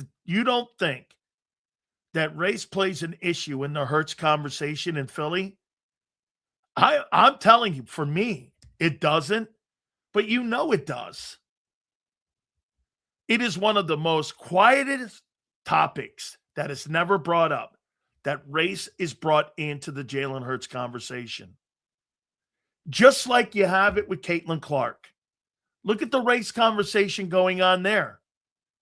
Me, I totally try to stay away from that because I look at players and athletes as athletes, but unfortunately, that's a dynamic.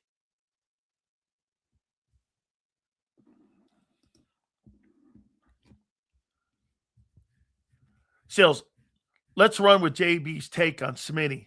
He's 165 pounds, playing the number 1. Jalen Hurts is regularly late on throws, which can get Smitty smashed. If Smitty gets injured, how bad does this offense look? If that guy gets injured because Hurts can't throw on time, this offense will be even worse than it was last year. Jalen Hurts doesn't throw on time. He never has. Hurts is late on almost all of his throws. And with double teams coming at him, Devonta Smith is going to have a tough year physically. I'm not saying he can't play, but physically, he's going to be challenged every week. Okay? Every week, he'll be challenged. And again, he's never proven he's a number 1, and he's never proven he could beat doubles. And for the record, until Smitty got here, the Eagles have never been known for being a wide receiver organization. I mean, before A.J. Brown and Smith got here, they've never been really a wide receiver team. They've never had a guy with 100 catches at the wide receiver position. They barely had guys get over 1,000 yards. It's never really, some of the things that Smith has done and AJ have done. Take a look at the Rams. Look at their history. Look at the Steeler history. That's correct. And that's won you a shitload of games. That's won the Eagles a shitload of football games. Right there. And by the way, if you think about it, that's taken out of New England's page.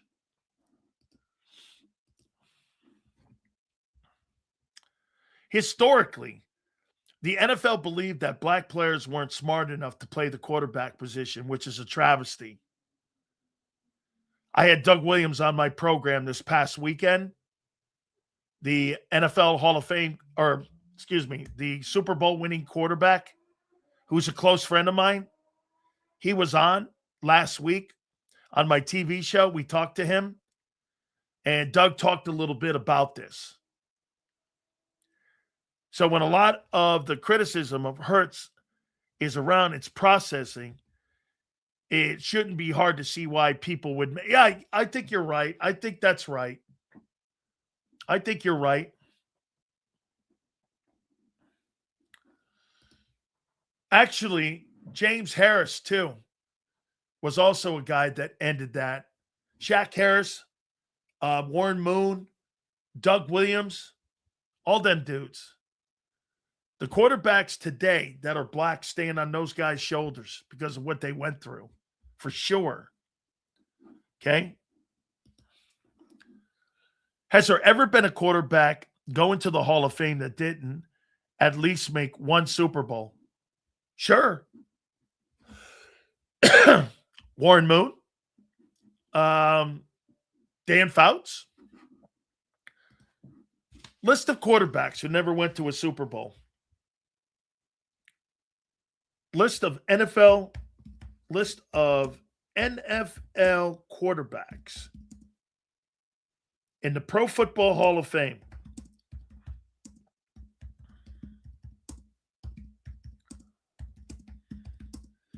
Who never went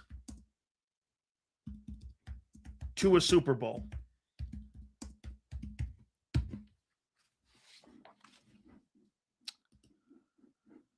So Fouts and Marino,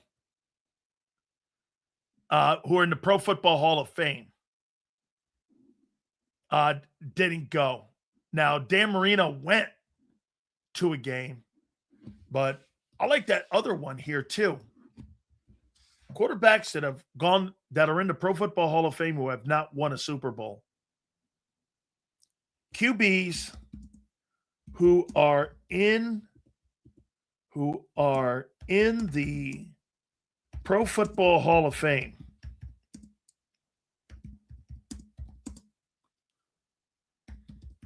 Who never won a Super Bowl.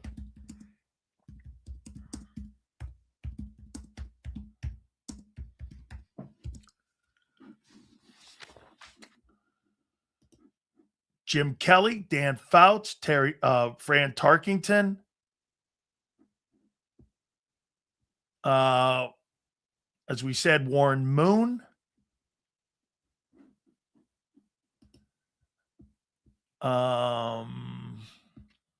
Marino, Phillip Rivers. He'll be in the Hall. Jim Kelly, Tarkington, Moon, Fouts. I don't believe that McNabb will get in. I don't think Cunningham will ever get in. Steve McNair probably could get into the. Matt Ryan will get into the Hall of Fame. I don't think Boomer will. I don't think Cam Newton will. Marino's the name. Tarkington, Warren Moon, Jim Kelly. Those guys. I would say. No, he doesn't. He had 5 turnovers in the playoff game. And the audacity to cry in the NFL all over social media was on a let's feel bad for Allen campaign.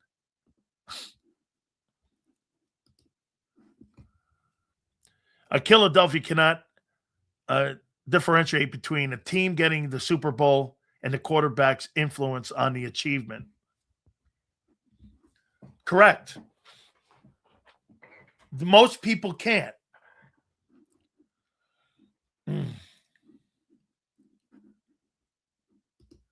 He was a fisherman from Norway. He didn't like using bobbers. He liked using like plastic worms. That's why he never caught the big fish.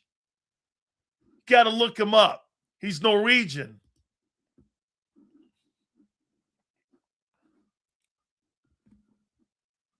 Let's see here.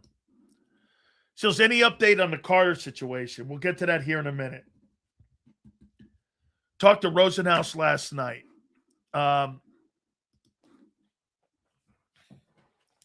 Let's see. I'm still living in. Okay.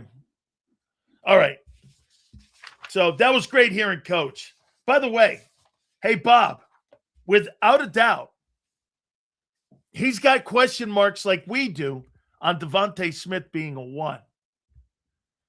I hear John McMullen going, I have no issues with it. Well, we're going to find out. We're going to find out. Okay? We are going to find out if he could be a 1 with double teams. Because the other guys that you have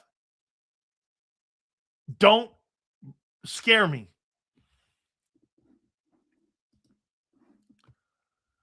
Seals, is it funny that Bryant produced 3 Hall of Fame quarterbacks, Starr, Namath, and Stabler?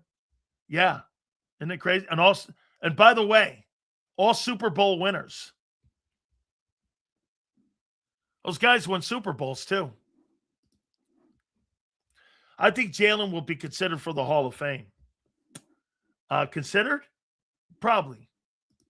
Go? No. Seals, fuck, no, they don't care.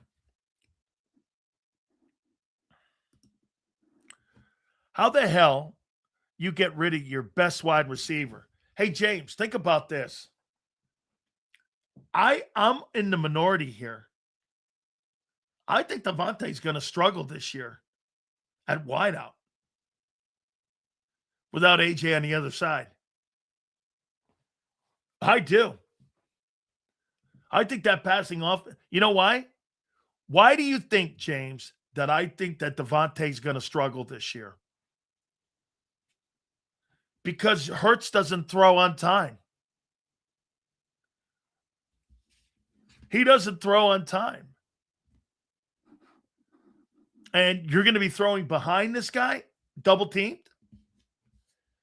That's going to lead to picks.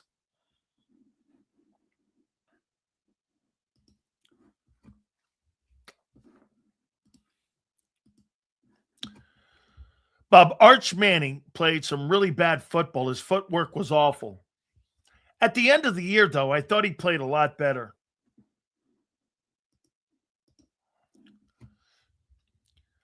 Twist, how the hell didn't you get more for Daniels? Let's see here. So when Smith gets 1,500 yards, don't say Smith helped Hurts out, Sills. Okay, fair enough. Do you think a cover?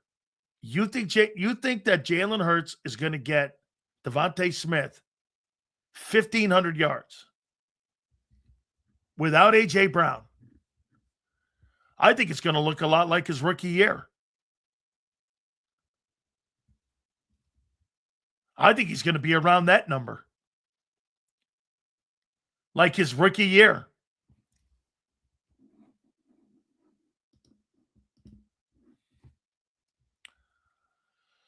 Sills, do you think Landon Dickerson can be productive if healthy? I don't think he will be healthy. I don't. get this. Check this out. Cover says he has 1,500-yard talent. You don't have a 1,500-yard talent with the quarterback by himself without AJ. With another top flight 1,000-yard receiver? Yeah. Without him? No. You don't have the other guy on the other side. You got a dude. So if this team could get out of 12 to 13 personnel, it would get Smitty into one-on-one situations because the safety would need to lock onto the tight end. Well, that means that Goddard has to have a big year then. Okay? Sills, let's talk about the Super Bowl run. Make them happy for a minute, Big Sills. Wow. The Super Bowl run? Who? Totally not the Cowboys.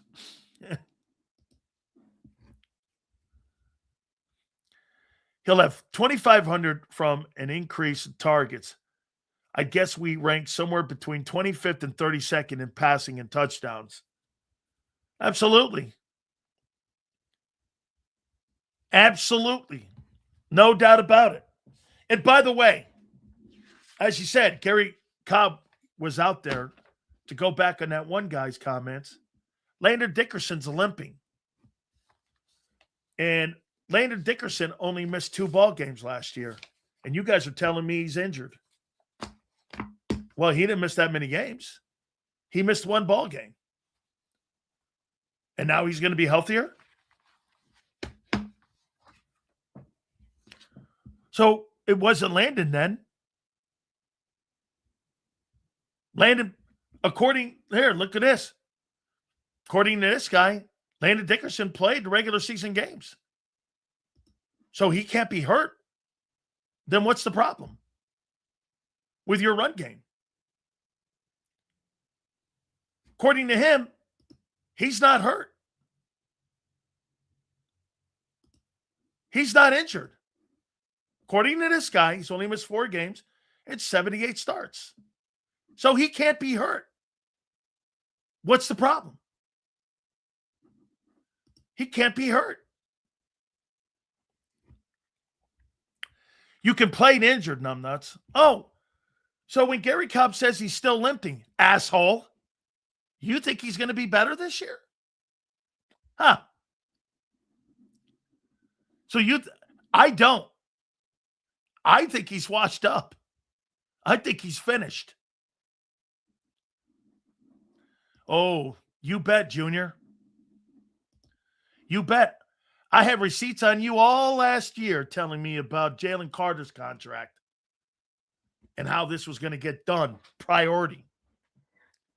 Well, here we are, June 30th, and there's been no movement on Jaylen Carter's deal. 0 movement. 0 movement.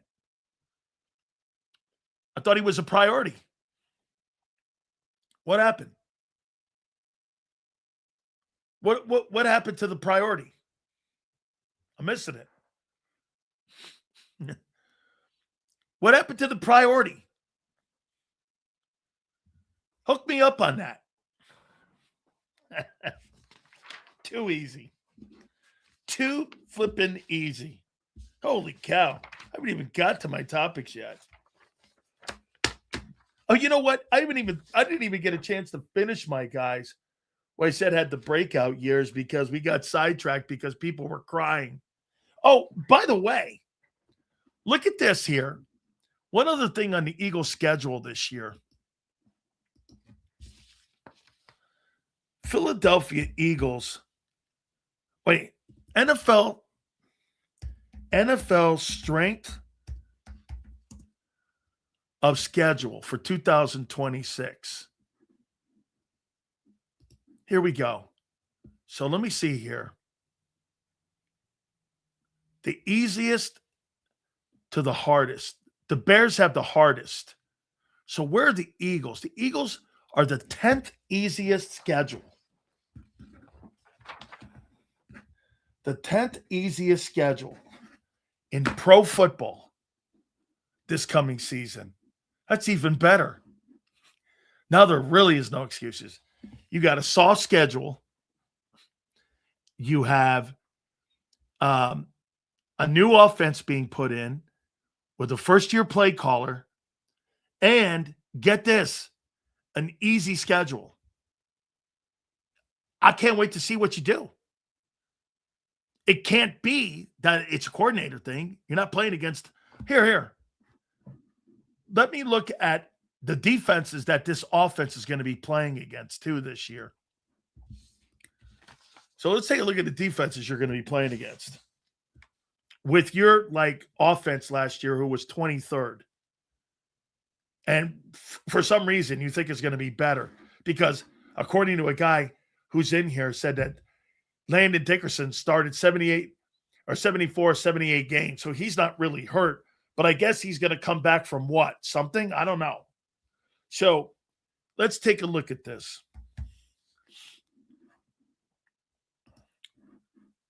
Let's take a look at your great offense this coming year. Let's take a look at the Eagles' schedule here. You guys start out with the Commanders. So the Commanders in week 1. Where is this? Commanders in week 1 had the worst offense or defense in football last year. They were 32nd. You should kill the Commanders, even though you were 1-1 versus them a year ago. Okay? And actually, you were 3-3 in the division. Eagles, do you play against any 2026? There we go. Do you play against any tough defenses? So you've got the Titans. After that, the Titans were what defensively? They were 21st. So week 1, you've got the 32nd. Week 2, you got the 21st in the Titans.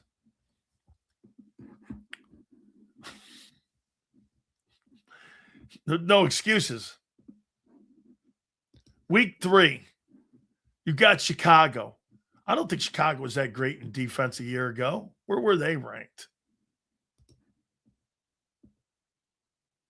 Chicago. What were the Bears? The Bears are 29th.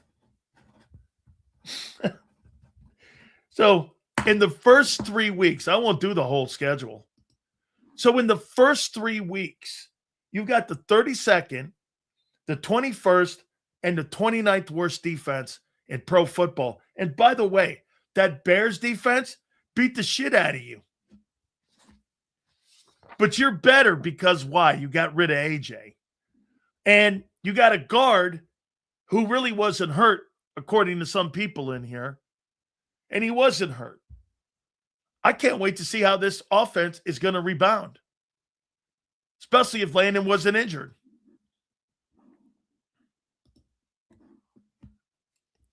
"100% of the success of the season depends on Saquon and the health of the..." Wait a minute.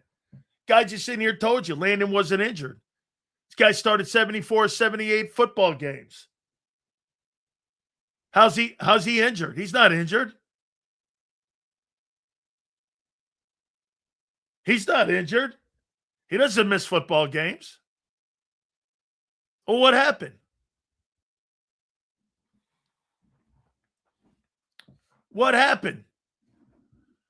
78 games he's played. He's missed 4 games in all them years.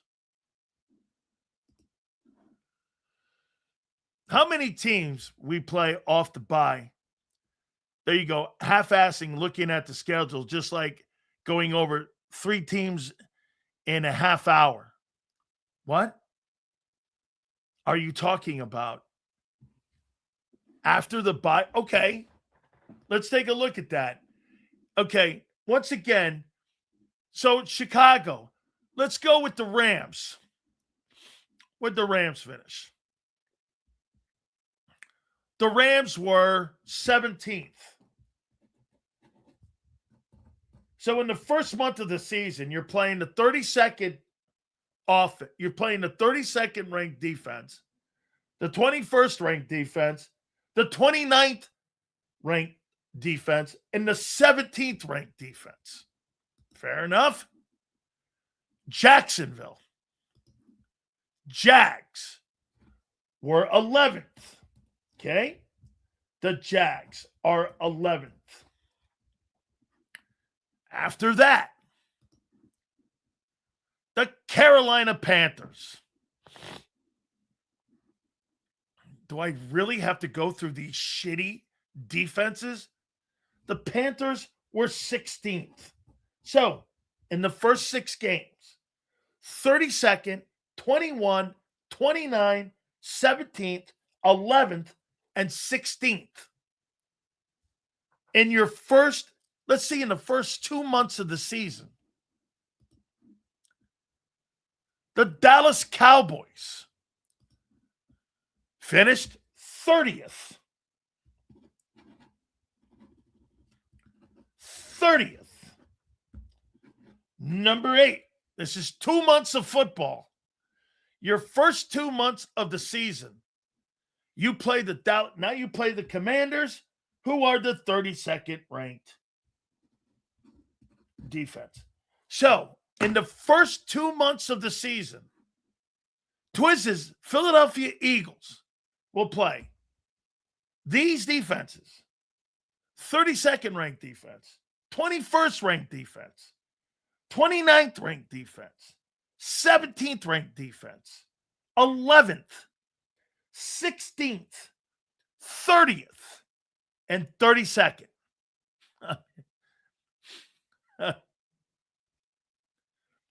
Okay? Hey. Damn, Twiz. Didn't think you'd go there, but all good, kid. Appreciate you being here, kid. Hit the algorithm, guy. After the bye. All right. When's the bye? Because it seems to be the bye. After the bye. So the Pittsburgh Steelers are after the bye. Let's see what the Steelers did defensively. Where's Pittsburgh? Pittsburgh's 26th. The first game after the bye. 26th ranked defense. Let's see. The Dallas Cowboys, the 30th ranked defense. The Indianapolis Colts, I think they had a pretty good one. Nope, my bag. They had 23rd. Let's see. The Seahawks, surely they had a good one. 6th.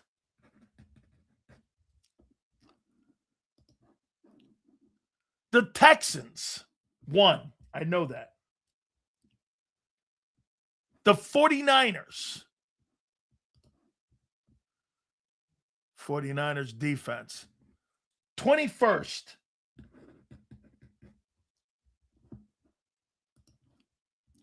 The Giants. You play no defenses. The 28th. So after the bye, 26th, 30th, 23, 6, 1, 21st, and 28th. You don't play any defenses this year. There's no excuse for that offense not to get back on track this year. Nobody.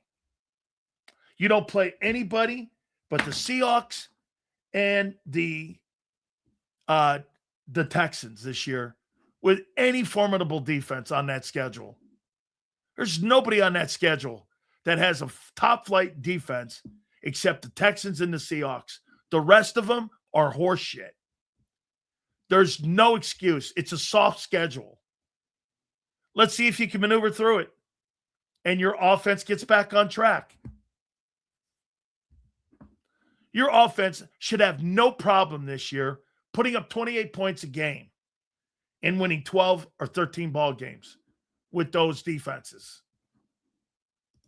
None. I mean, the Rams were 22nd. Now, maybe they're improved, obviously, because they added Myles Garrett. What did the Rams finish? The Rams are 17th. They're in the middle of the league. Clearly, Garrett's going to improve that to a top 10 unit.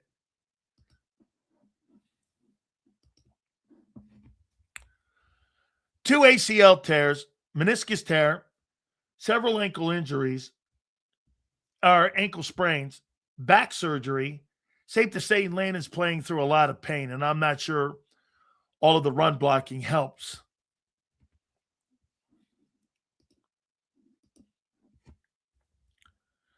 You will win 14 games without AJ? No need to blame anyone. You all know what I know.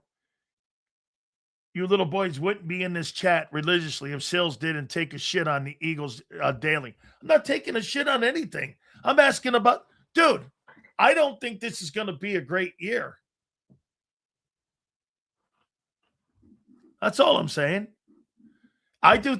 And I'm going to go back to what Joe Krause said. I think if you ran it back, how about this? How about this topic? Do you think if you ran it back the way you ran and the way you played the last 5 years, do you think that would give you a better chance to win the Super Bowl, or doing something you've never done gives you the best chance? Let's have a common sense conversation here. Do you think doing what you did the last 5 years, where your floor is 11 wins,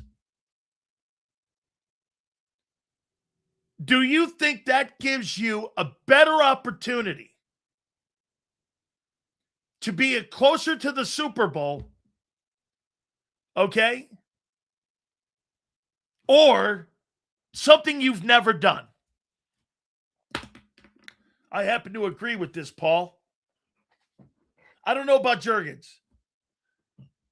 Okay? Rams will have a much better defense. Yeah, adding McDuffie too. You're right. They'll be improved. I agree. Yes. Here. Get this. No, been too predictable in the line is deteriorating. Okay, I'll take the back end of that comment. The O-line's getting worse because in 24, folks, this is what you did. I know guys like Twiz are not going to agree with this, but you lined up and you ran 5 plays. I'm going to kick your ass here. I'm going to kick your ass here, and there ain't nothing you could do about it.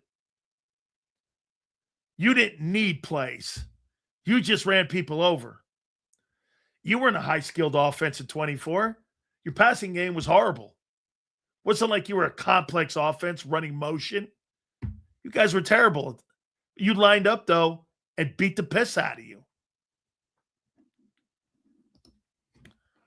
Sills, J-Mac argues that it's okay to be super predictable, but to prove his point, he brings up Emmitt Smith, Cowboys. Yeah, I don't think you cannot count on historic offensive line. Yes.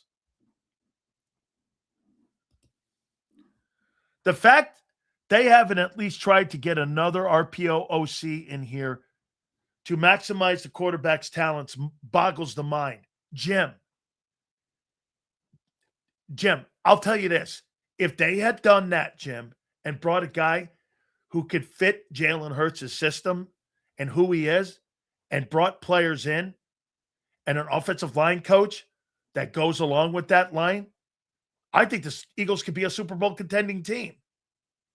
But because they're not doing that, that's the only reason why I don't think you're going to have a successful season. I don't believe you could just have a facelift and walk into the season and not see the scars. I don't believe that. If you ran it back, even without AJ, I still think you'd be in contention because your defense is going to be better. I still think you'd be in contention for the Super Bowl. Hang on, we got to get through the spammers here. Thanks. Cover 4 Verts. Does it hurt your feelings that I'm here? I have no idea what he's talking about. They were going to hire Cliff Kingsbury, but he wanted to get rid of Stoutland in 24. You know, Sticky Dog, you just brought something up here. Can you imagine? Maybe they made a mistake and realized that when they didn't hire Kingsbury, that they should have maybe let Stoutland go in 24. But get this. Stoutland was the reason they won the Super Bowl in 24. You know, Nat, I got you, bro. Hey, get this. So the guy and the coach who was responsible for winning and helping win the Super Bowl was the number one reason that the team sucked last year, or number 2 reason that the team sucked last year is Jeff Stoutland. Is that right? So wait a minute. Eagle fans, you're telling me the guy who helped you win the Super Bowl in 24, one of the guys, Jeff Stoutland, helped you win it. But in 25, because the offense didn't run the ball effectively enough, he was the reason. Okay? Why not? It's awesome content. Dude, because of some of the... Are you kidding me? James, because of some of the idiots in here, it's some of the best content I've ever had in any of my broadcasting platforms. There's more dumb people that think they know football than I thought before when I was just doing radio. Or like obsessed people. Can you imagine being on the air for 35 years like I've been, or 37, 38 years? I didn't realize there was so many possessive people and people who want my attention. By the way, some of you in here are great. Oh, no, a lot of you, I should say, in here are great. Just a handful. I like you. Dude, most of the time, hey, Jimbo, don't take offense to this because I'm not saying you here. Most of the time, I enjoy going to the loser takes because it just makes people look smarter like you, Jimbo, who have good takes. James Jones and Coyote are cool as hell. And have been in this chat a long-ass time. Yes, they have. Who gives a fuck who they root for? They're knowledgeable and actually bring something to the chat. Absolutely, man. Absolutely. Uh-oh. Here's one of my boys from way back. So, Sills, when you eat steaks, are you of those that enjoy the fat gristle, or do you cut it off? Bro, I'm not a steak eater. I'm a fish eater. I don't really like steaks. I'm not like a super steak eater guy. My wife is. She's from Texas. I love fish, dude. I was raised on fish. Okay? I'm not really a steak eater, dude. And no, I don't like I don't sit around going, hey, I need to have me, a filet mignon. Now, I'll eat filet mignon. That's kind of my go-to steak if I'm going to eat it. But I don't really do that, dude. Okay? Whew. Man. Yeah, see this? My grandfather was a fisherman. And he was an Italian fisherman. And I was raised on fish because we are fishermen. Whatever, dickhead.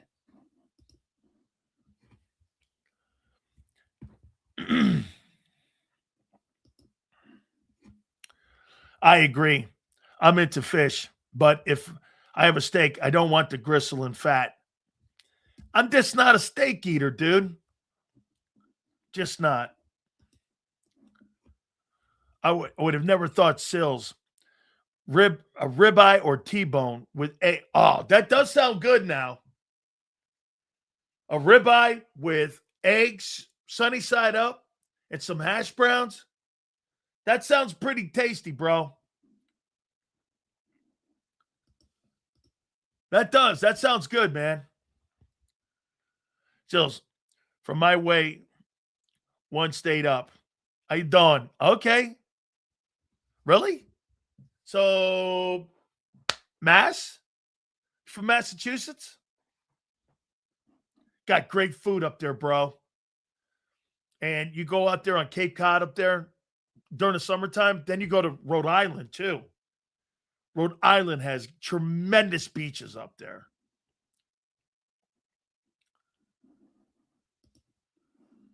But I always say you grew up in a coastal town. I did too, but I hate tuna. You ate sardines. I grew up on a coast. I grew up on the coast of Connecticut.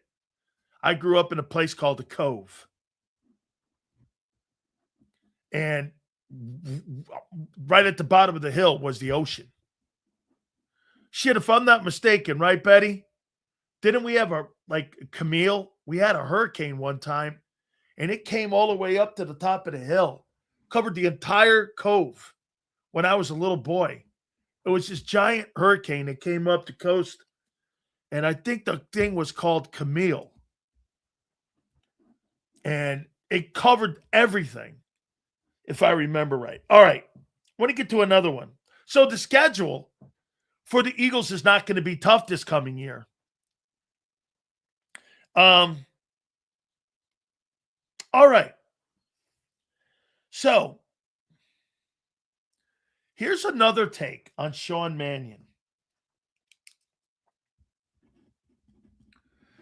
What do you think the biggest thing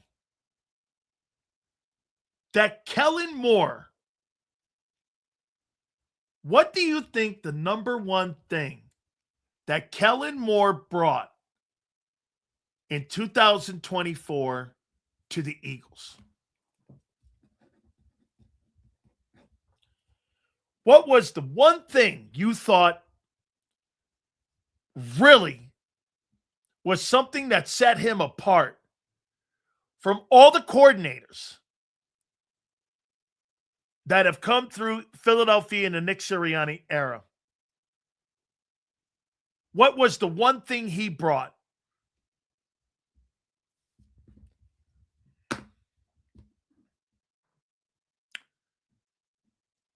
One thing that Kellen Moore did. Okay, you guys got it. He adjusted. Experience. There's another guy. Troubleshooting. Adjustments.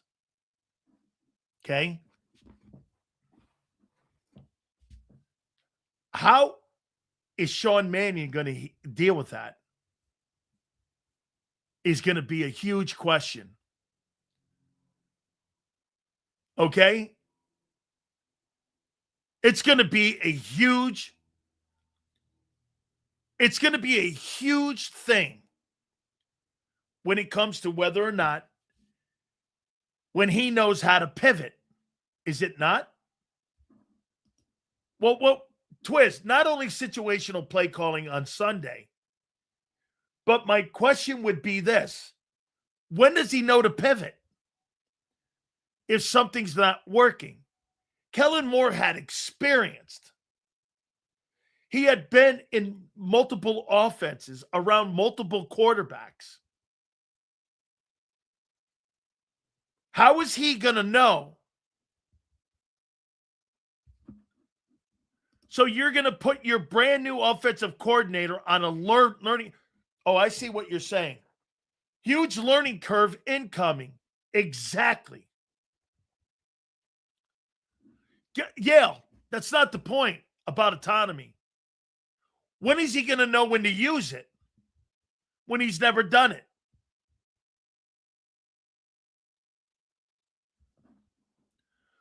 When is he going to know when to go? Kellen Moore, after week 4, went, we can't run motions. We got to stop all this. And we got to pivot. And they did that early in the process, right?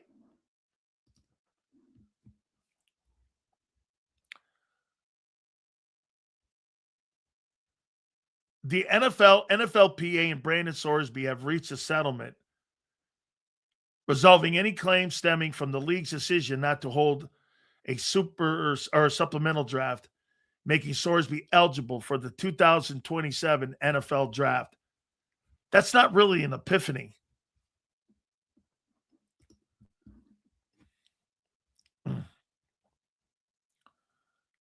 Okay?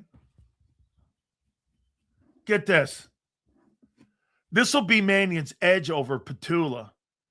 But at that, yes, knowing when to do certain things may be a hump to cross, especially in late scenarios. This is where you have to ask the question. And by the way, this will be Mannion's edge over Petula. Not when you have Nick in your ear. Nick is going to feel more empowered to be involved with the guy who's never called plays. Get this. Once again, bro, you're not very good at this. Kellen Moore didn't do anything so special more than benefited from a dual threat. The quarterback stunk in 24. He had 2,900 yards and 18 touchdowns. He wasn't special. The special guy in that offense that year, stop rewriting history. The special guy in that offense was Barkley. That was the thing they went to. Barkley was special. Hurts was not special in 24. Dude, I mean, the passing game was horrible. He was not special. I've never in my life seen a quarterback win a Super Bowl with 1973 numbers. I mean, he was not very good. He didn't even throw for $3,000 that year.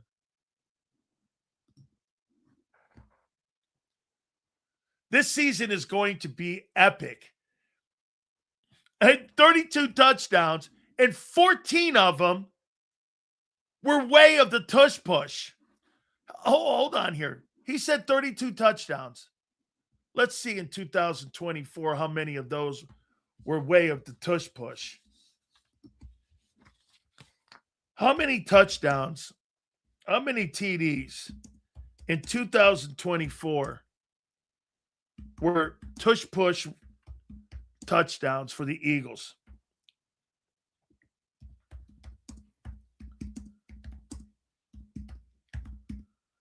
Eagles.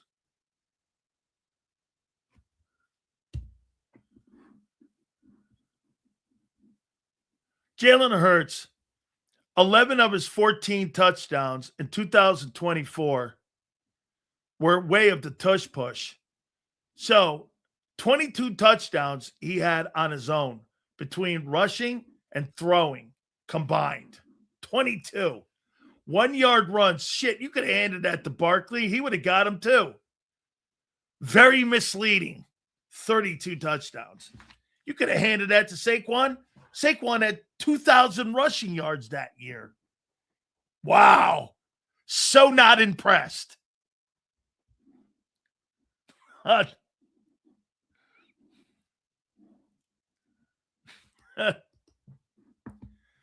Hurts stealing Barkley's incentives. No, he didn't have incentives. Okay? Hurts stealing Barkley's incentives. He didn't have them in there. Sills, the tush push kept Barkley from hitting the 20. How about this, too? Guess what, folks? Guess what, my friend? You probably could have had less damage on Cam Jurgens and Lane Johnson and Landon Dickerson if you had gave it to Barkley. There will be growing pains for the Eagles offense with the new staff, schemes, and play calling in Mannion. So expect struggles in the first 4 to 5 weeks with improvements made. And your hope, Paul, and you hope no injuries. Says, I know Mannion is green, never called a play. My question to you, being around Matt LaFleur, Was he an understudy? Was he an understudy to the scheme? Yes. Here, I'll show you where. Yeah, he was. I understand what you're saying. Remember where Matt LaFleur learned his trade.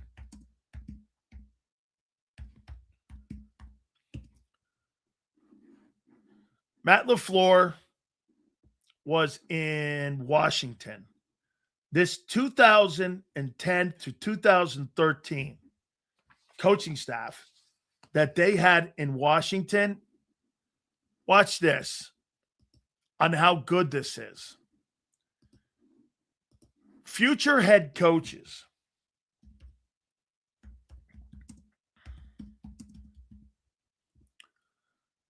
Future head coaches on the Redskins coaching staff from 2010 to 13.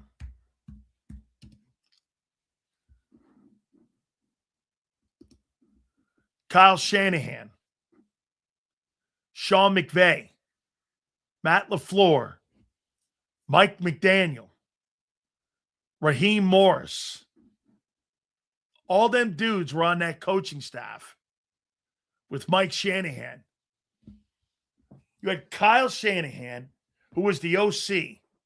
Sean McVay was the tight end coach. LaFleur was the quarterback coach. And McDaniel was the offensive assistant and wide receiver coach on that team. That's how good that coaching staff was that Mike Shanahan put together. Just tremendous.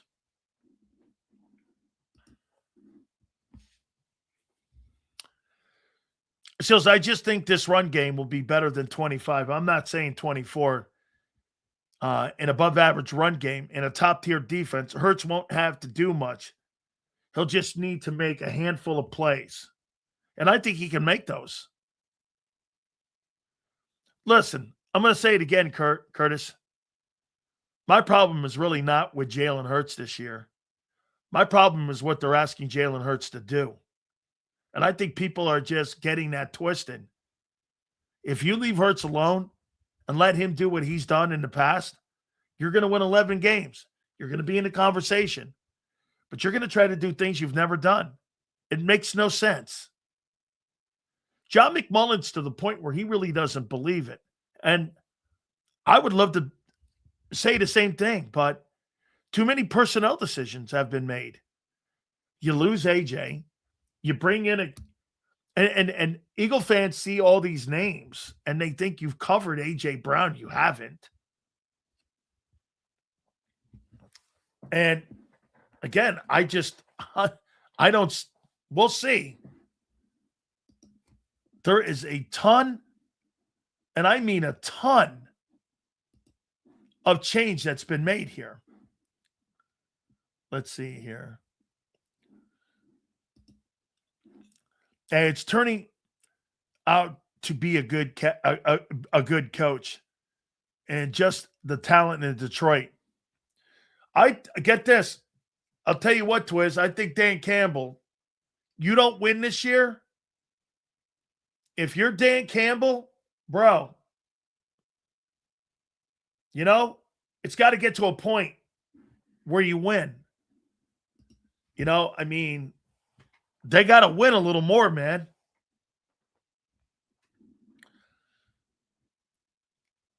Exactly. Since when is 11-6 a bad season? Dude, the Jets, hey, real, the Jets would die for that. I can't remember the last time the Jets won 11 ball games. And you want to change that up. All right. Why assume the run game will be better when the same health issues, new schemes? That's not ideal for a running back and a questionable O-line coach and run coordinator. Dude. Okay. I wrote another one down here. And it is to Barkley and Devonta. Barkley and Devonta are clearly Those are the two dudes that have to have enormous years for you to be in a Super Bowl. Barkley's got to get north of 1,500, and Devonta has got to carry the mail for the loss of A.J. Brown.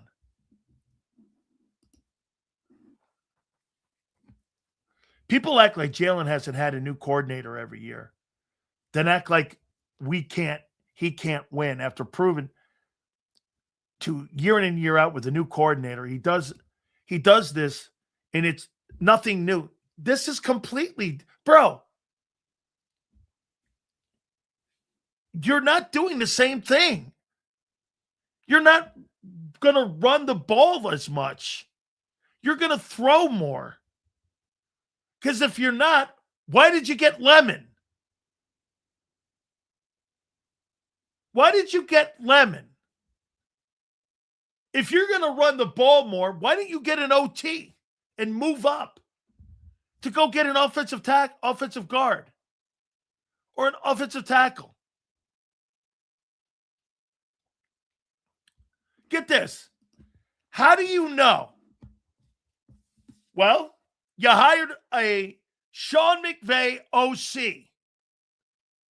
You drafted a wideout. Then with the second pick, you drafted a tight end. Then you made a trade for a guy who was in the offense that Mannion was in Dontavian Wicks. Then you signed Hollywood Brown. Then you got a coach who works with Sean Mannion and how they're going to run the stretch plays. And that's what a West Coast offense does. What are you not seeing?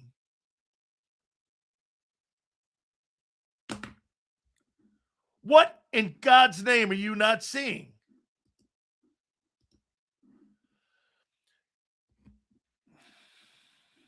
Hold on. Let me get through the spammers, guys. Thank you. Pretty sure Campbell has a losing record without Ben Johnson. He doesn't, actually. They went 9-8. Yeah, they went 9-8. I think a year ago. Nobody in that division had a losing record. Still, it's a crazy situation for this year. I wish Howie would elaborate the truth as to what his thought process is and why the changes. If it implodes early, does he make changes to save the year? I don't know. That's why I just asked the question about, is Sean Mannion, how is he going to know when to pivot when he's never had to pivot? He's never had to do this, okay? Let's see here. RPO quarterback beating you with their arm, that's not going to be easy. That's right.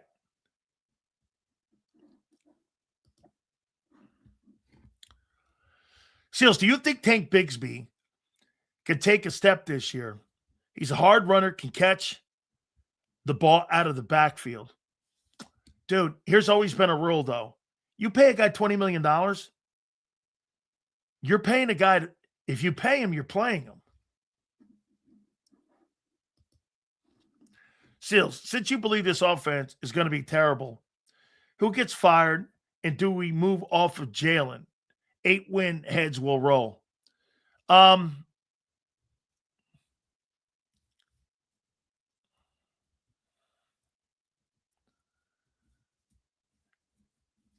If they win 8 games that I'm predicting, and as a matter of fact, I am even more going to put the stamp on 8 wins. I don't see it. If you get this, and Twiz, if you had stayed to what you were doing in the past, I'd say 11 wins, like we predicted last year. We predicted 11 wins, and they had 11 wins.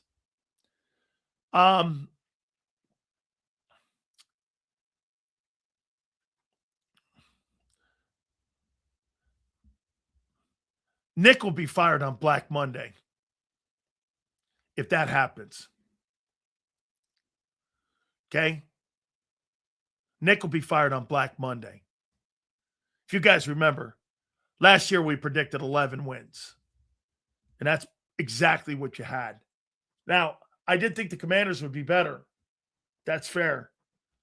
But I didn't see 11 wins. And I never really saw special. Sales, what are you getting so excited for? All I'm saying is that there's a quarterback that has proven to win with new coordinators every year. Dude, this is not the same thing. This is not the same thing. You're not running the same thing back with the same coordinators. As a matter of fact, I got a question for you. I got a question. By the way, Battle Royale tomorrow. I appreciate Coach Brown coming on the program like he did too. That was pretty dope of him. So, how many people in here believe that Kellen Moore was a good offensive coordinator?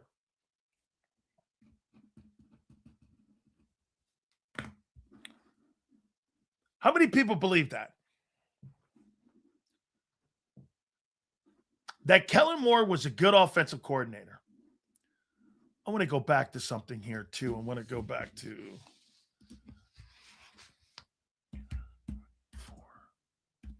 Eagles results.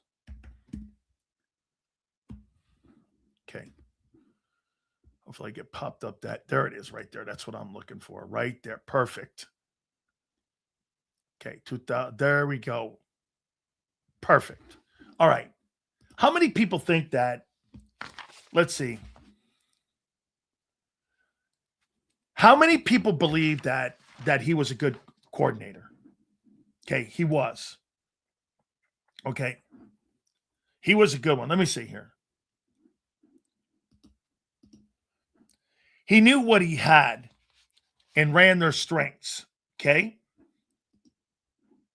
He was great in Dallas. His offense chewed up the entire league for 2 years straight. Okay. Philadelphia. You think Kellen Moore was a good coordinator? Who the fuck are you to say it's not the same? It's not the, okay. Well, you'll be wrong at the end of 26. Yes. He saw it wasn't working through week 3 and changed the offense.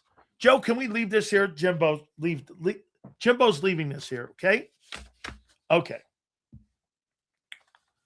So, Jimbo, he's a good coordinator, and he knew when to pivot, correct?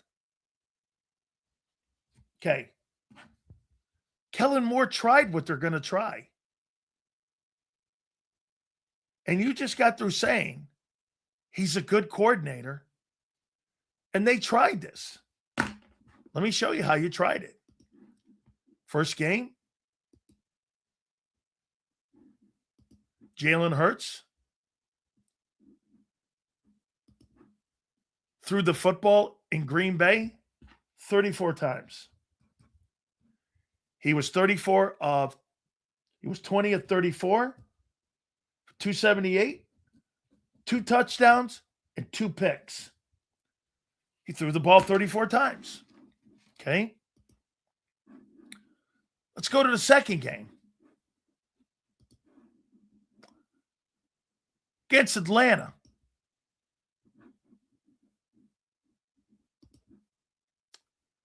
Hurts threw the ball 30 times. Was 23 of 30 for 183, a touchdown, and a pick. So through the first 2 games, Jalen Hurts had 3 touchdown passes and 3 picks, and had thrown the ball 64 times in the first 2 games. Okay? This is Kellen Moore as your OC, right? Okay? New Orleans, 15-12. Jalen Hurts threw the ball 38 times. So in the first 3 games, 34, 30, 38, had a pick. So for the first 3 games, Jalen Hurts was 3 touchdowns and 4 picks and was averaging about 34 passes a game. Here's the last one before the bye. And this is Kellen Moore, who you guys just said is a good coordinator. Okay? Jalen Hurts threw the ball 30 times and had a touchdown. So in his first 4 games, Hurts had 4 touchdowns and 4 picks. And let's see. He threw the ball 34, 30. That's 64. Then he threw the ball again for another 34, 8, 9, and then 38. So he threw the ball 136 times. 136 times in his first 4. And like you guys just kept saying. And he had 4 touchdowns and 4 picks. 136. He was averaging 34 passes a game in the first 4. What happened after that? Okay. Well, they come out of the bye. And let's see. They went from 34.6 passes a game. Let's see what they did in the Cleveland game. Okay.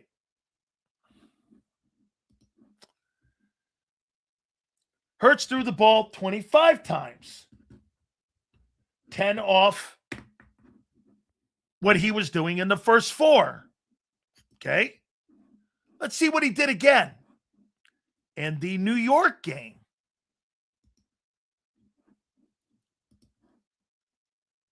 Hurts threw the ball 14 times.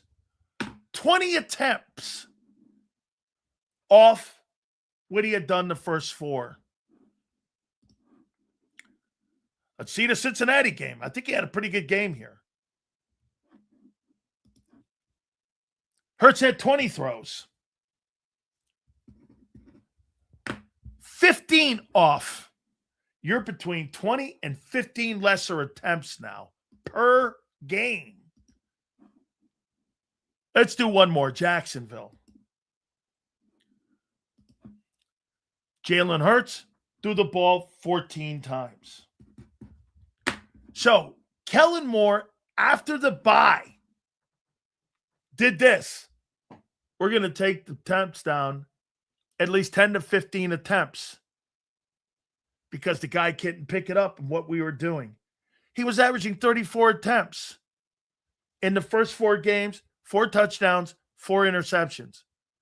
What makes you think Sean Mannion will be better than Kellen Moore?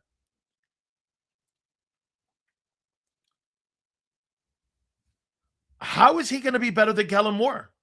Kellen Moore's more experienced. Kellen Moore has been a better play caller. How is Sean Mannion going to be and do what Kellen Moore couldn't do without AJ? Make that make sense.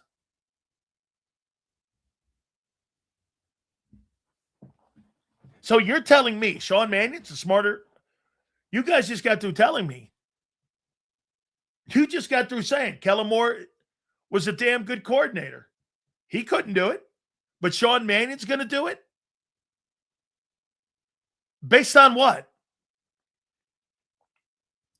Coaching? Wait a minute. So you're saying right now that Sean Mannion was a better coach than Kellen Moore?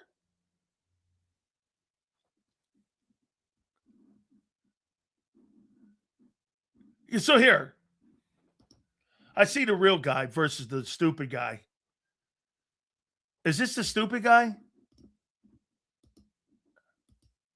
No. Well, yes, in a way it is. Mannion will have the same opportunities Kellen had in a loaded Dallas offense. Just with, this makes no sense. I don't know what the fuck he's talking about. Mannion is a GOAT.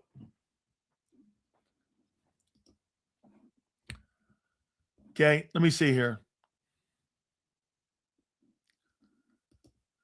So you can't tell me Kellen Moore couldn't make it work, but Sean Mannion is going to make it work. Is that right?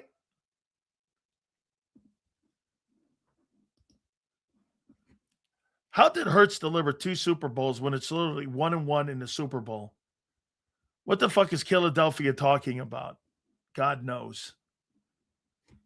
If I was the coordinator of the Eagles, I would consider getting another good running back to pair with Barkley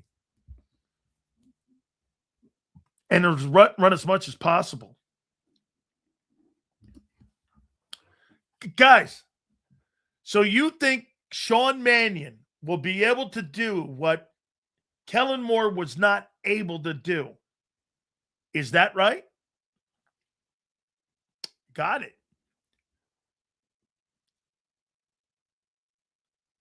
Sills, you don't know what they're actually going to try to do.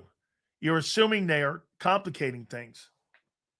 Okay, so Curtis, you think getting 2 wide receivers in your first 2 draft picks, signing and trading for a guy and giving him a contract of $14 million with Wicks, hiring a Sean McVay offensive coordinator, bringing him in, hiring an offensive line guy, and firing and pushing out Jeff Stoutland. You're saying you don't know what they're doing? Why are you ignoring their moves? I mean, why are you totally ignoring their moves? I mean, it's almost like you're arguing with me what they're doing.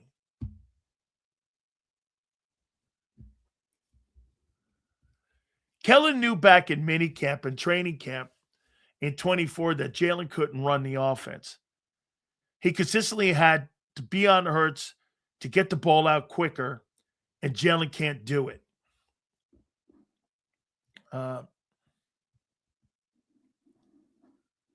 Let's see here.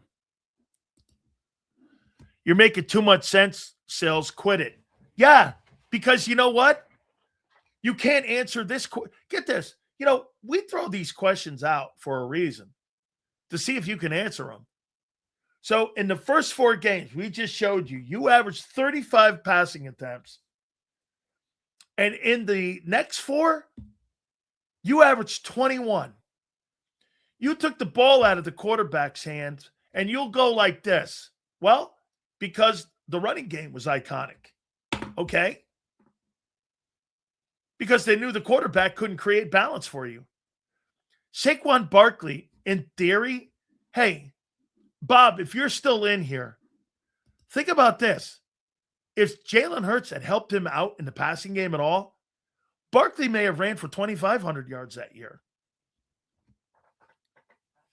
Instead of having a passing game that was 30th. Can you imagine if they had a passing game that was in the middle of the league? Barkley would have ran for 2,500 yards. I mean, it would have been 2,500 yards. Jerry didn't want us making another one of his coaches a champion. 2 Super Bowl appearances don't count unless you won it all, Philadelphia.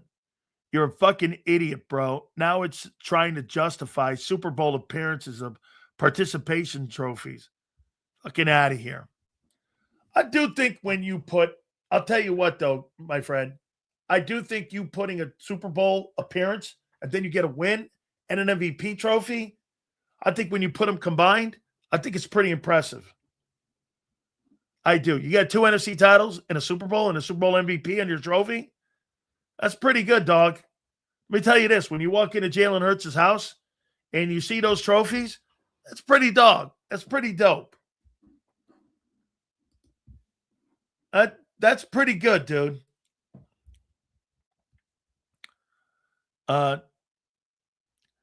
This is about passing out of the game formation as the run game. What is changing is more run variation and passing from under center more. So wait a minute. All the things you're doing, Curtis, where are you helped the run game? Personnel-wise. Where did you help the run game? And for the personnel, hoping they're going to be healthier? Name me one move you did to help your run game. And don't tell me Chris Cooper. That's saying that Chris Cooper's better than Stoutland. Curtis, name me one thing you did to help the run game. Seals, they're helping the run game by not having the defense know exactly what they're doing. Okay, so when you take AJ off of that field, you don't think you're going to become even more predictable?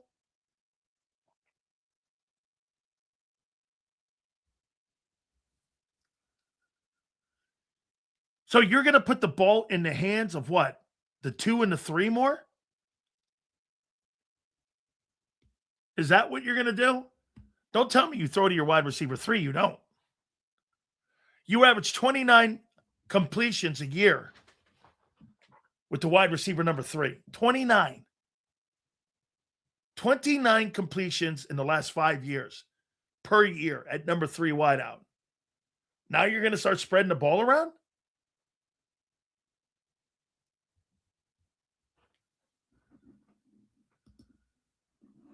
I mean, we keep saying it, move Hurts around.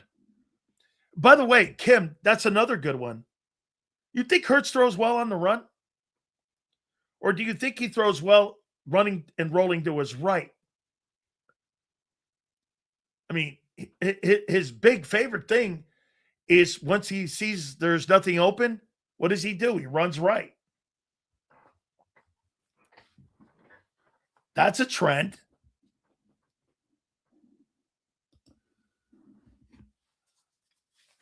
We keep saying it, move Hurts around, yes.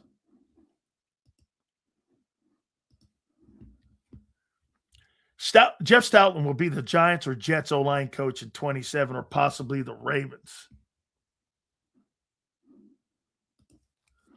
I think he's a better passer up tempo. I do. All right, let me pay some bills here. Our great friends at Morgan & Morgan, the #1 injury law firm in all of America for a reason. And that is because they win. I say, and I tell you the story in Pennsylvania all the time. You know, the family was initially offered $650K. They got nearly $30 million in settlement. The family down in Florida, this was a story that was wild too. They were initially offered $350,000. They got nearly $12 million in settlement. There is no company like Morgan & Morgan. And folks, if you've ever been injured, trust me, they will fight for you. Go to forthepeople.com/Big Sills or Pound Law 529. That's forthepeople.com/Big Sills or Pound Law 529. And do me a favor. You tell them Big Sills sent you. There's a reason Detective Johnson is the gossip king. Oh, did you hear? Jackie and Tom are getting a divorce? Mm-hmm. Sad. Well, I heard that Ashley had work done on her face? Yeah, oof. Just like there's a reason Morgan & Morgan is America's largest injury law firm. Injured? With over $25 billion recovered for our clients, there's a reason to go big. Bathroom? Okay. Morgan & Morgan, America's largest injury law firm. Oh, okay. Ignite your nights with free live entertainment daily, only at Live Casino and Hotel Philadelphia's Center Bar. 7 days a week, enjoy some of the region's top party bands, performers, and DJs as they take the stage in the heart of the casino action. Great cocktails, live music, and lively moments. It's all happening at Center Bar at Live Casino and Hotel Philadelphia. Visit livecasinophilly.com for more details and the complete list of upcoming events. Must be 21 or older. Gambling problem? Call 1-800-GAMBLER. This is Eric. When he got injured in a car accident, he called Morgan & Morgan. He not only gets a lawyer, he gets trial lawyers like Sam and Jessica who are in it to win it. He gets his own investigators with briefcases, leather ones. And if you ever have questions, our customer service folks keep things rolling. Injured? We're your army. Morgan & Morgan, America's largest injury law firm. Welcome to the Jet Setters and the High Rollers, to the Shot Takers and the Tastemakers. Welcome to the Viewfinders, the Thrill Seekers, and the Night Owls. Welcome to everything you could possibly want on one 5-mile island. Welcome to the Wildwoods. Book your stay today. In our hometown, we all look out for each other. We go the extra mile to lend a helping hand. We step up to keep our communities going strong. And at Independence Blue Cross, we're here to keep you going strong. We've been deeply rooted in our communities for more than 85 years. And that connection to members has earned us our spot as the #1 health insurer in the region. So while you look out for your neighbors, know IBX is always looking out for you.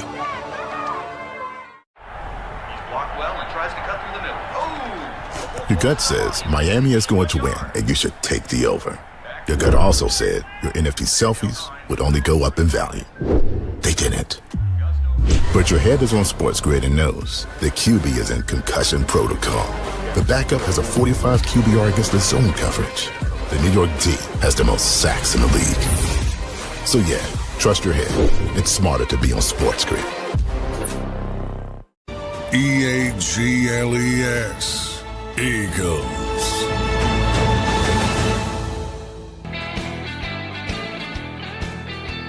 Is this right? My old boss, Ted Truck, was decapitated on I-95 and settled a lawsuit for $15 million that his family got. He used Morgan & Morgan. Thank you, bro. Thank you, my friend. Appreciate that, man. As a matter of fact, I got to take a snapshot of that there with big cells there, and I'm going to send that to John. Thank you, Sig. I think that's awful good of you to say that. And by the way, right here on JAKIB, too, that we're doing that. I love that, man. Bang. How you doing? I'm going to send that to both Dan and to John. Thank you, Sig. All good, dude. That means a lot, man. Yes, sir. Sisu, it works. How you doing? Yes, sir. All right. Hey. You know, I didn't get a chance to finish the thing we said earlier. Hey, Sig, you might get a dinner date with John after that. Okay? Sills, don't do Sills like that. I'm kidding, dude. It's Sig. I'm going to have them sue you, Sig. Go after Sig for defamation of character. Okay? Go after Sig. Go get him, John. See what Sig said? Take the date.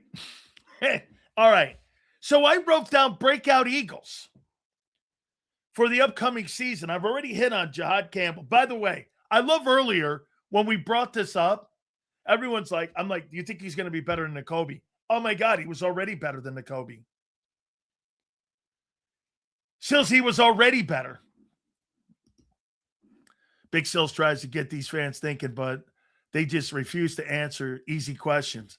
Hey, DFW, you know the one thing that I will give Cowboy fans over you, okay? I mean, over Eagle fans, is that you guys have gone through some really tough football.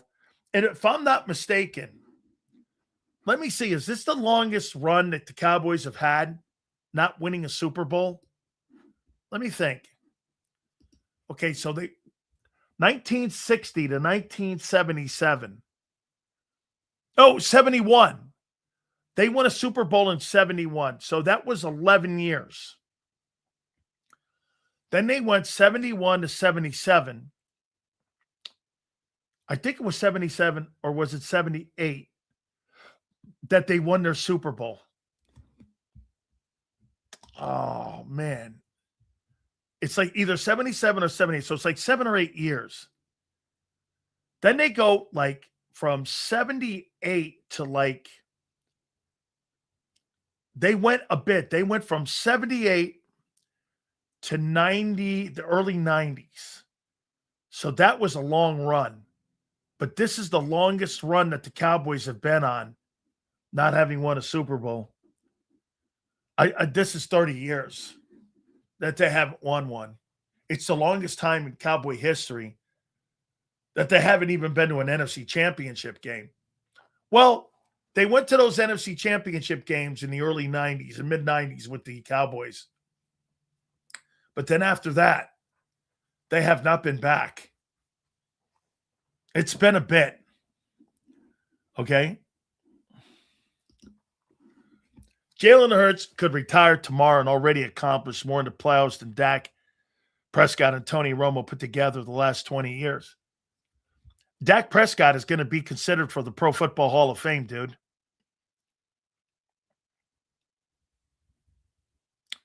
Here, I'll tell you exactly. If Dak Prescott puts up, Dak will be considered for the Hall of Fame. I don't think Romo will be, but Dak will be. Dak. So let's look at Prescott. So Prescott's got 10 years in. Let's say Dak is averaging, what is he averaging? 4,400 yards? He's averaging 4,400 yards. Actually, he's averaging 3,500 yards. 3,600 he's averaging. So if he gets 3,600, let's see, 3,600, say he puts up another 4 years at averaging 3,600. So 3,600 times 4. That's another 14,000 on top of 35,989. That'll put him at 50,000 passing yards in 14 years. Don't think it'll be enough because I think Vinny Testaverde's thrown for 54,000 yards. But Dak's got 243. His touchdown to interception ratio is fantastic. 243 to 92. He's averaging 24 touchdown passes a year. I didn't realize that every game that Dak's been available, he started 139. He's 83 and 55. He's got to have a signature win, though. Led the NFL in touchdown passes, attempts, and completions. How many Pro Bowls? 4-time Pro Bowler.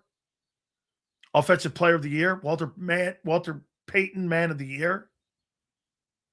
That's a big award, Walter Payton Man of the Year. I don't know, man. It'll be pretty interesting.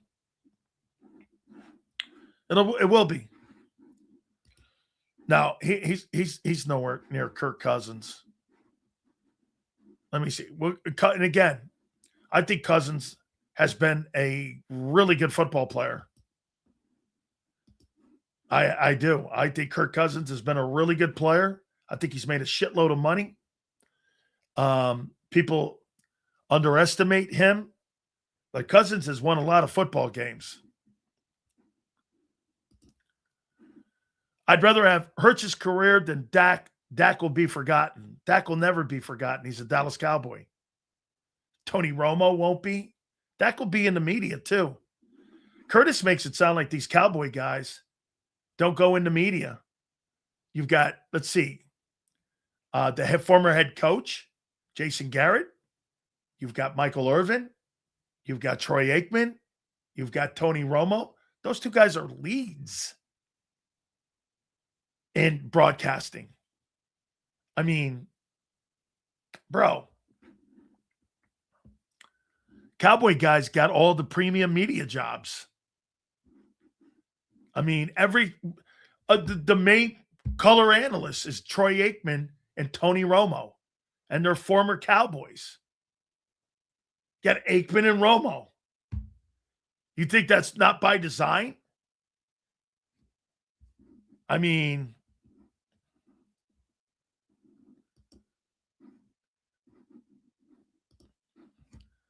Cousins has been good. His agent's a stud.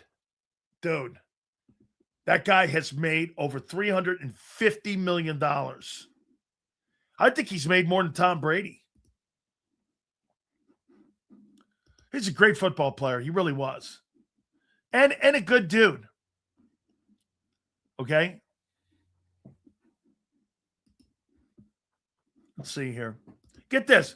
Here's another bad take by Philadelphia, slowly rolling in to the M. Reyes role. Isn't it funny? The Cowboys want Jalen Hurts to play like Dak Prescott this coming year. They want him to spread the football around. They want him to run less. Isn't that funny? They want Jalen Hurts to play like Dak. They want him to throw the ball more. They want him to spread it around. But Philadelphia doesn't see that. I mean, he just doesn't see it. No, they don't. Yes, they do.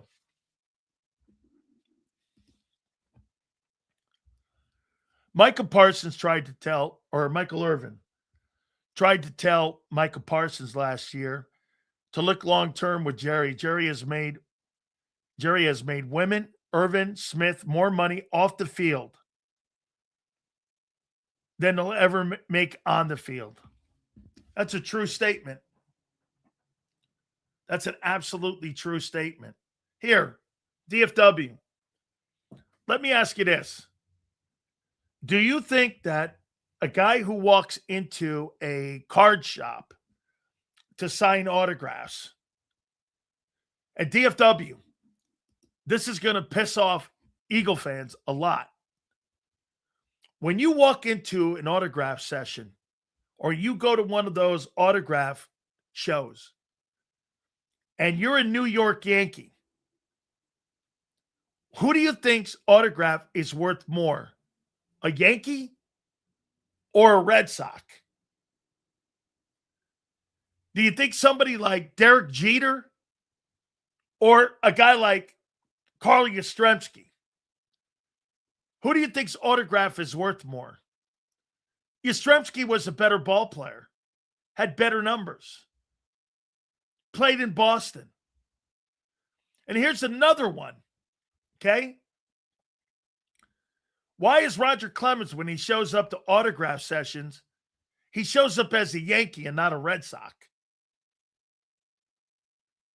Okay?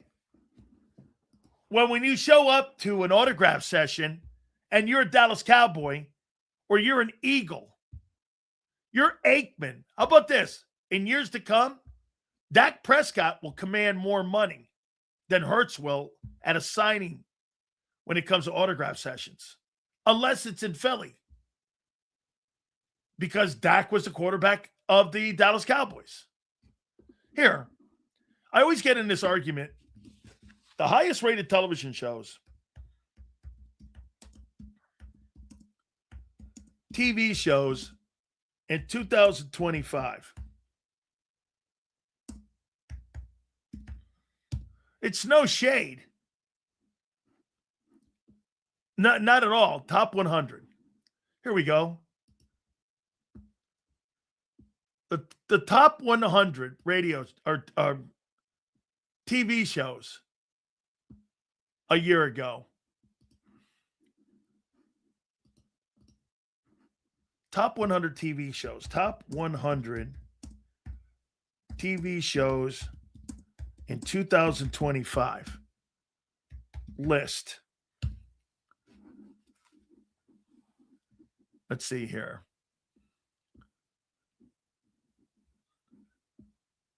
Most watch. Highest rated.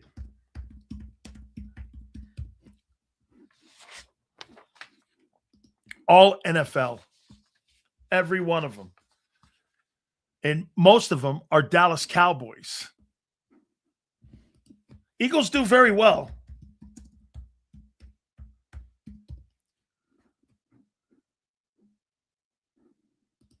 Highest rated Dallas Cowboys telecast.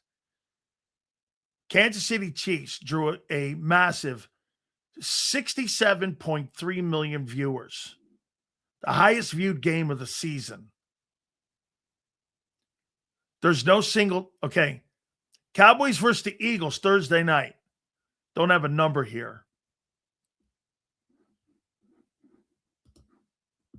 Dude, the TV shows are all NFL. Olympics was on here too.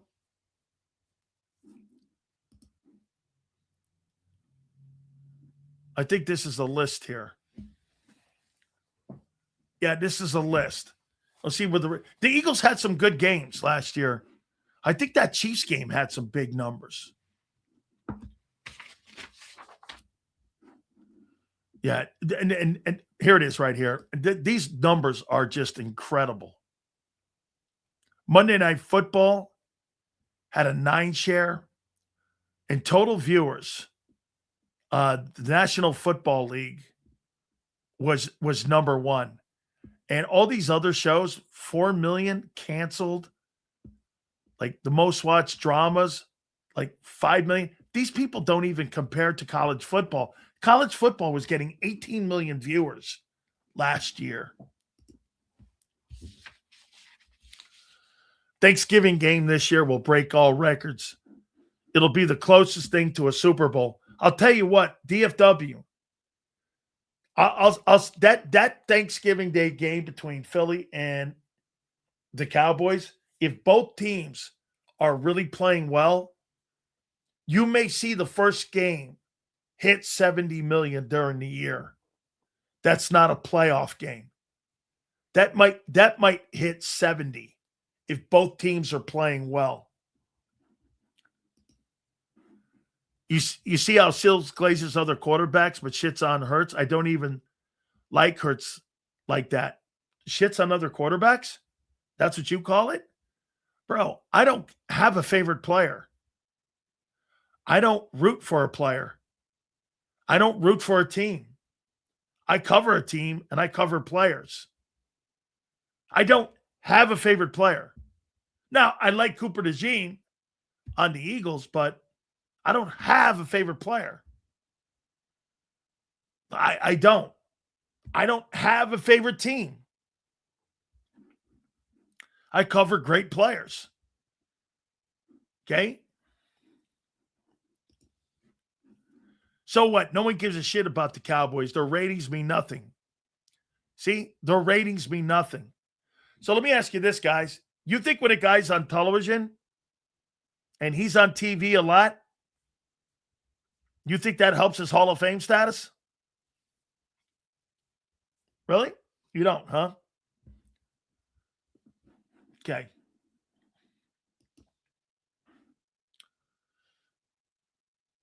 Got you, Joe. Appreciate you, brother. As much as Eagle fans don't like Dak, he's a lot more responsibilities at the he's a better quarterback. How about this? He's more skilled. He's more skilled. He helped him with Morgan and Morgan without Sills. He wouldn't have known to call. I've known Morgan and Morgan for over 7 years now. Dan and all them guys, I've known them since they were kids. Great family, great people. Ultima is the best on the planet. The wife, she's the actual attorney. I mean, in the family. Now, I do have this. So who's your favorite player of all time? Not just by talent, but overall, your favorite guy to watch play a game? It's easy, man. It's Lawrence Taylor. I've never seen anything like him. To this day, Reggie's the closest too. But I've never in my life seen a football player change a position, change a game. He didn't run with the football. He wasn't a receiver. He wasn't a quarterback. I've never seen a football player like it. And Mayan, back in the day, we had these old like VHSs to watch like the opponents coming up. You'd put the tape in and you'd be clicking it and you're clicking away and you're just watching a guy in a different speed. You're like, okay, well, that's not normal. Reggie with the hump move. That shit wasn't normal. Like, do you know how many people tried to take that hump move and do it? And I've never seen it duplicated. It's almost like the sky hook. I have never seen anybody duplicate that hump move. He'd get under the guy. He's throwing Larry Allen around. Nobody throws Larry Allen around. I mean, he's throwing Eric Williams around. He's throwing whomever around. It didn't matter who you were, man. He's throwing the top guys. Tony Baselli around. I've never seen anybody do a move like that in my life. And everyone tried to do the hump move. Dude, Reggie wasn't stronger than me, but on the field he was. Him and Lawrence Taylor are the two greatest, I've never seen anything like it.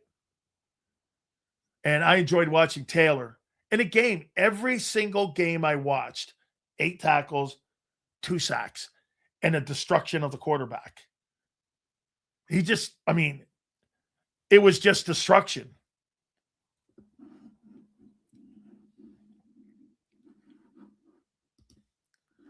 LT, man, did shit on the field. I've never seen players do. To this day, right? Okay? Once again, he doesn't get it. That's what they're asking Hurts to do this year. That guy keeps posting the same shit, and he knows. You should take it up with your coaches. Bruce Smith and Reggie White for me. I didn't think Bruce was as dominant. And Bruce Smith was a dominant player. But I never thought Bruce was Reggie.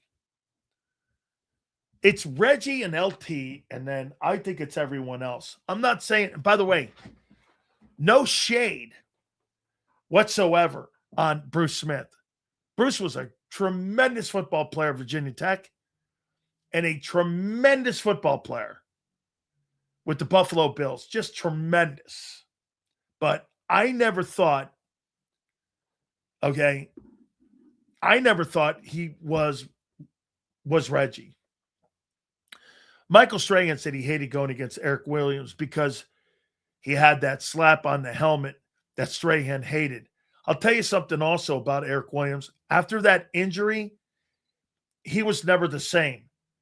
Prior to that injury, he was on his way to going to Canton as one of the top tackles in football. But when he got in that car wreck sidetracked his career. He was on his way to really being one of the predominantly more gifted offensive tackles. Reggie used to kill that guy, though. It's like when you watch those guys on film, it's just they're different dudes, man. White was like that. I'll tell you this too, man. Brian Dawkins and Ed Reed, those guys were different dudes. Different. You put them on tape, these guys are like in a different gear and a different speed, and how they played and how they prepped for games. Reggie White was such a great football player, but the greatest player I've ever seen, it's Taylor. And I watched him, and it was, without a doubt, it was just impressive to watch. All right, Battle Royale tomorrow. I think we got Armando Salguero tomorrow as well. We're going to get Joe Krause on with us too tomorrow. Guys, do me a favor, hit the like button. We will see you tomorrow, going 2 to 6, and we'll see you on the flip side. There's a reason Detective Johnson is the gossip king. Oh, did you hear? Jackie and Tom are getting a divorce. Sad. Well, I heard that Ashley had work done on her face. Yeah, oof. Just like there's a reason Morgan & Morgan is America's largest injury law firm. Injured? With over $25 billion recovered for our clients, there's a reason to go big. Bathroom? Okay. Morgan & Morgan, America's largest injury law firm. Oh.